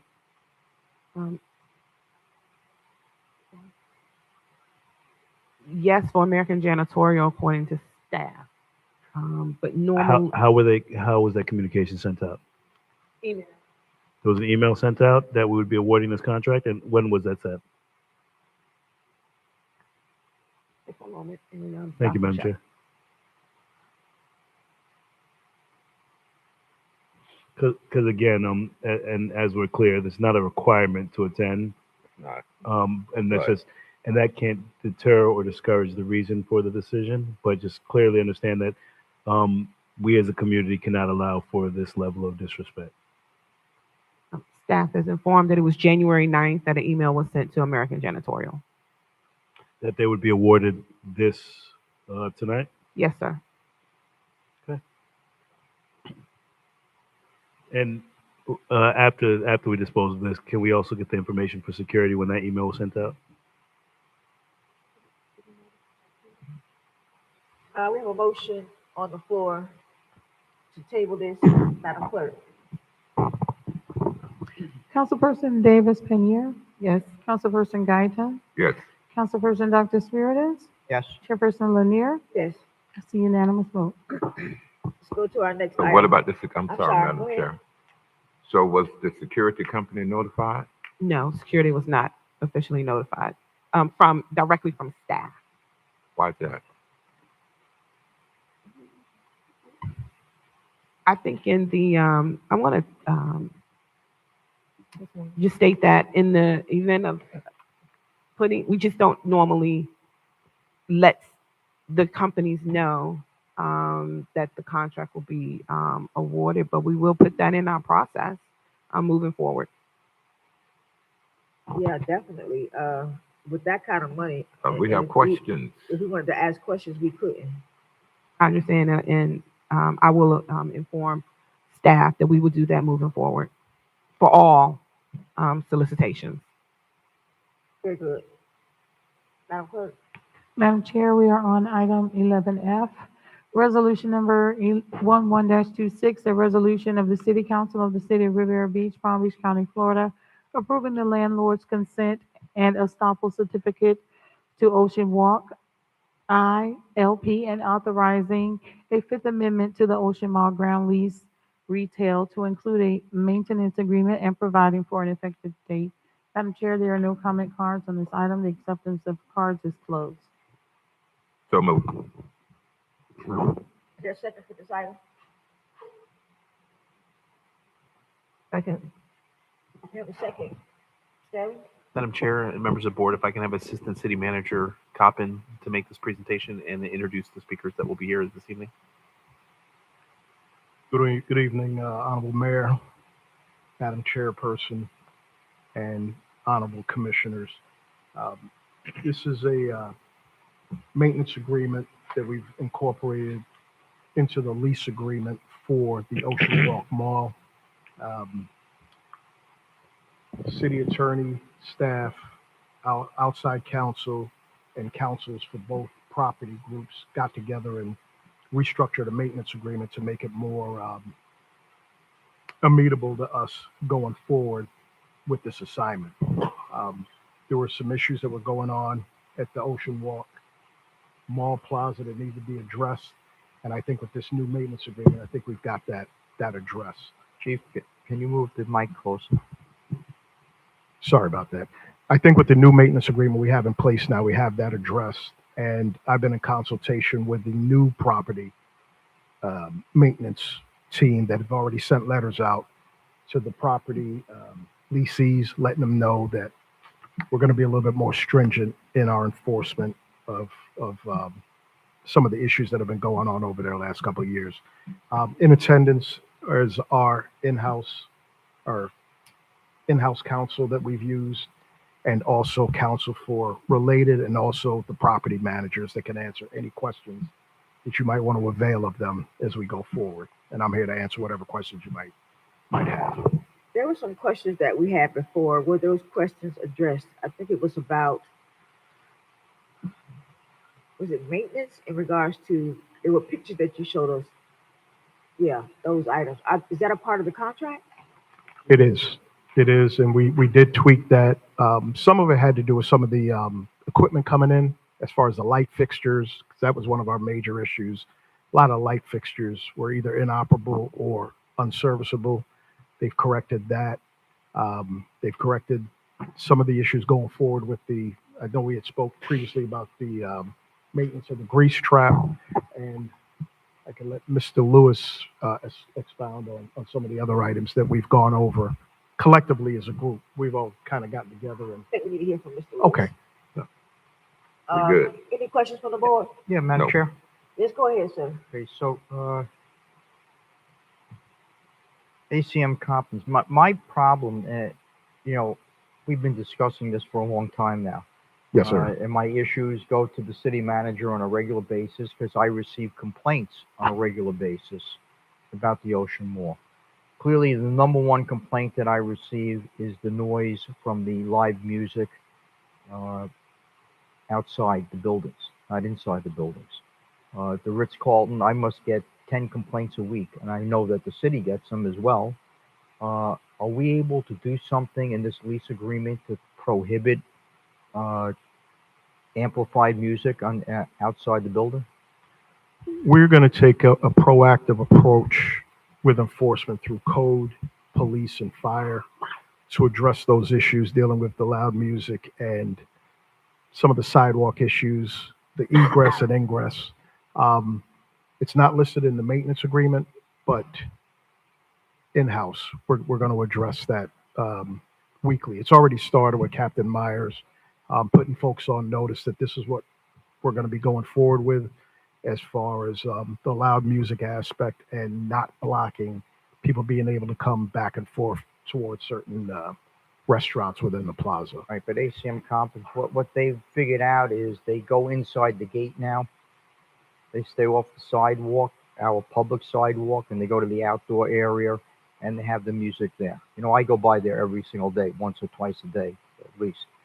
I think we have to do something more. It'd be easier if we included that in our lease agreement.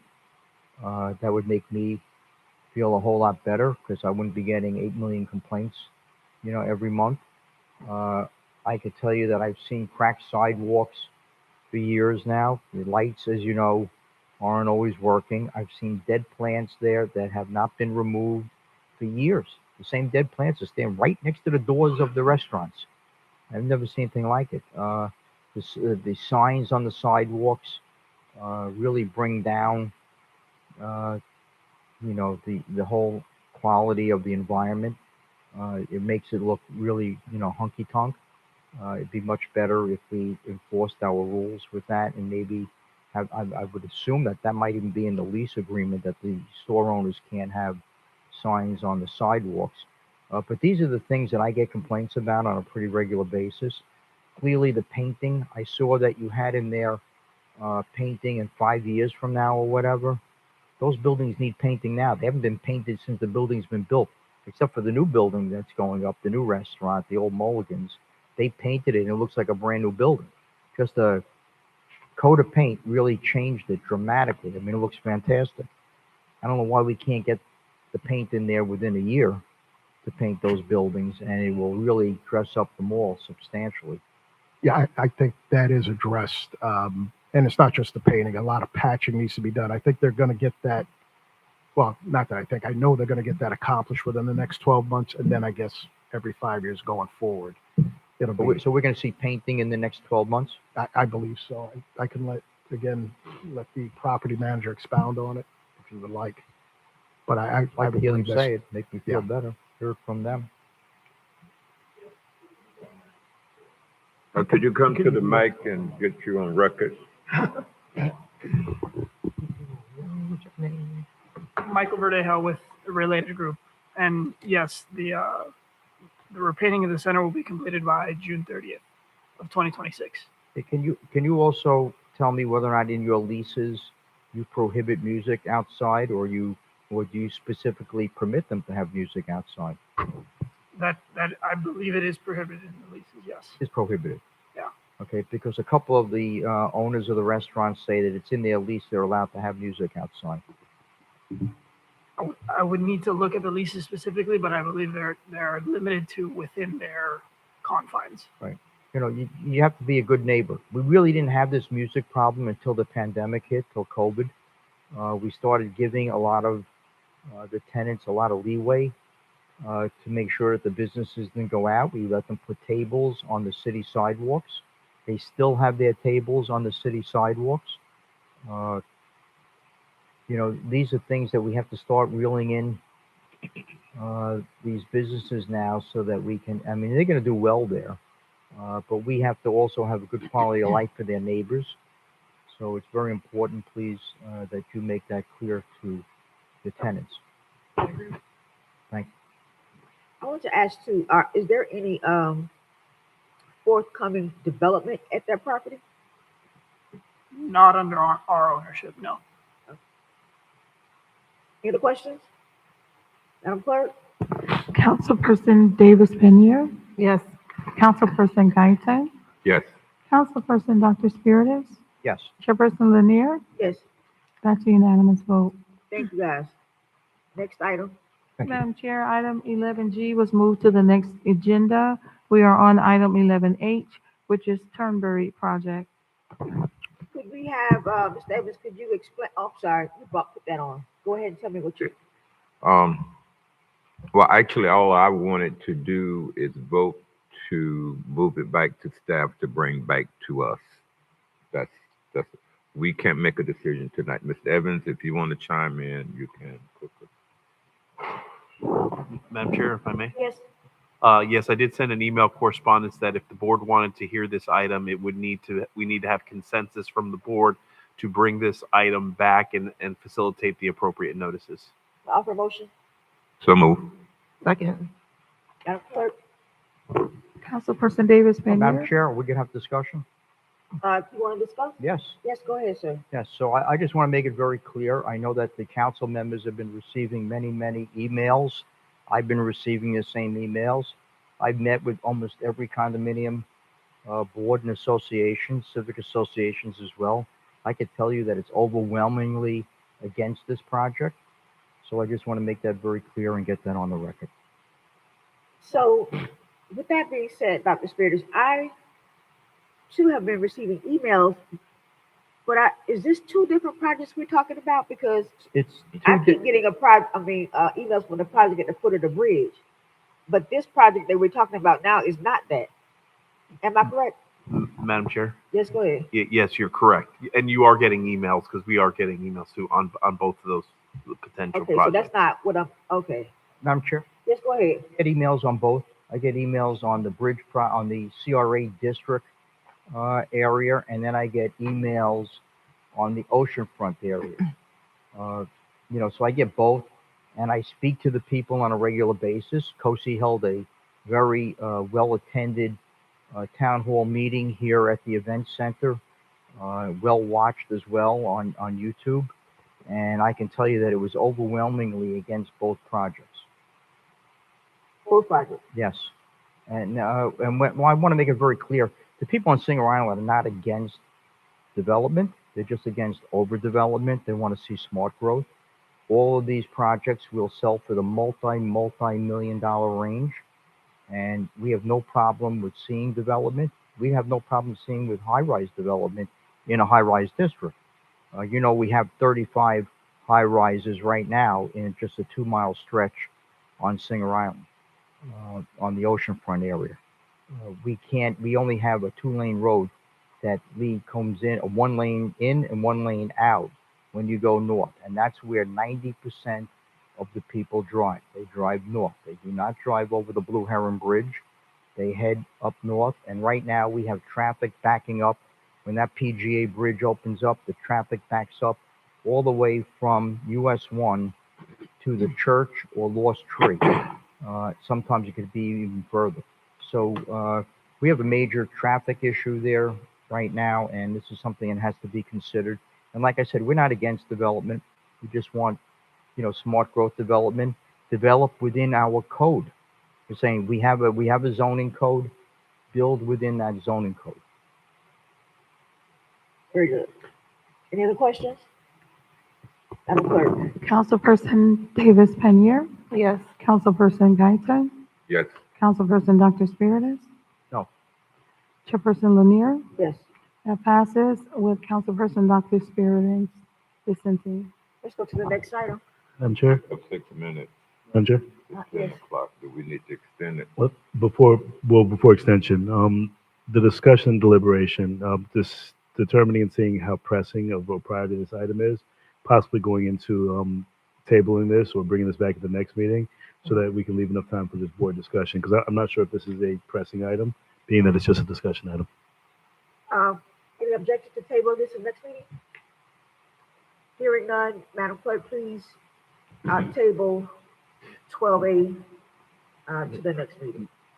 Madam Chair, if I may, just very Move to the briefly, next meeting, that's it. if the board can just take a look at this item and email us your comments, because it is slowing up, some of these appointments to some of the boards. So just take an opportunity, email us, and we'll bring it back for subsequent action.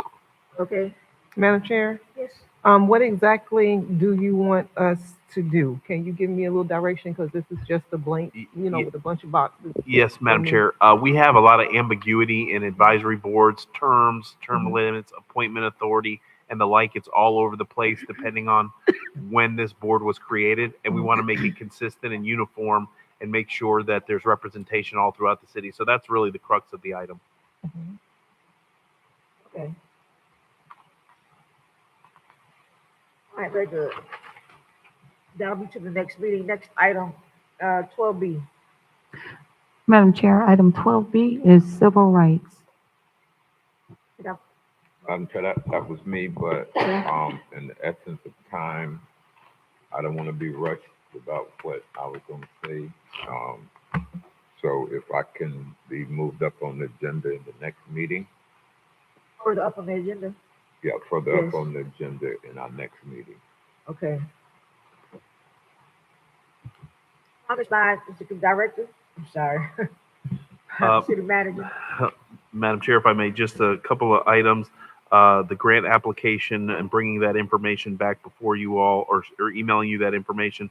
Staff did take a look at the documents, and the document that was cited was actually the Solid Waste Authority's actual interlocal agreement, nothing that staff put together.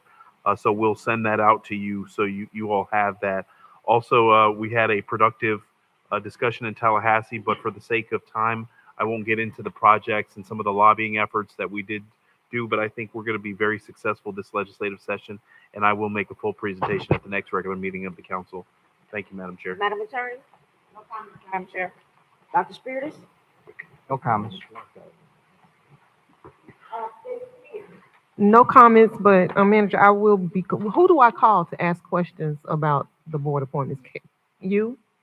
Okay, all right, sounds good, thank you. Mayor? Thank you, Madam Chair. Just want to let the community know next week we're going to be awarded a grant at the U.S. Conference of Mayors. Thanks to staff and my chief of staff. We submitted an application where we're going to be awarded a $50,000 grant to the city that is going to address childhood obesity using financial literacy. That'll be in Washington, D.C. And we'll be taking the Youth Council to Tallahassee as well. And board, real quick, the street naming, are we bringing that back at the next meeting? I know that was a discussion item, but I wasn't sure if we were ever going to bring that item back just to finish some of the other streets we had discussed. We talked about 13th Street. We talked about Bishop Masters Street. Who street? Bishop Masters and 13th Street. When you got a street? We talked about it. We didn't give him one yet, but we're working on it. All right, very good. Commissioner Guy? Nothing. Meeting is adjourned. Yeah.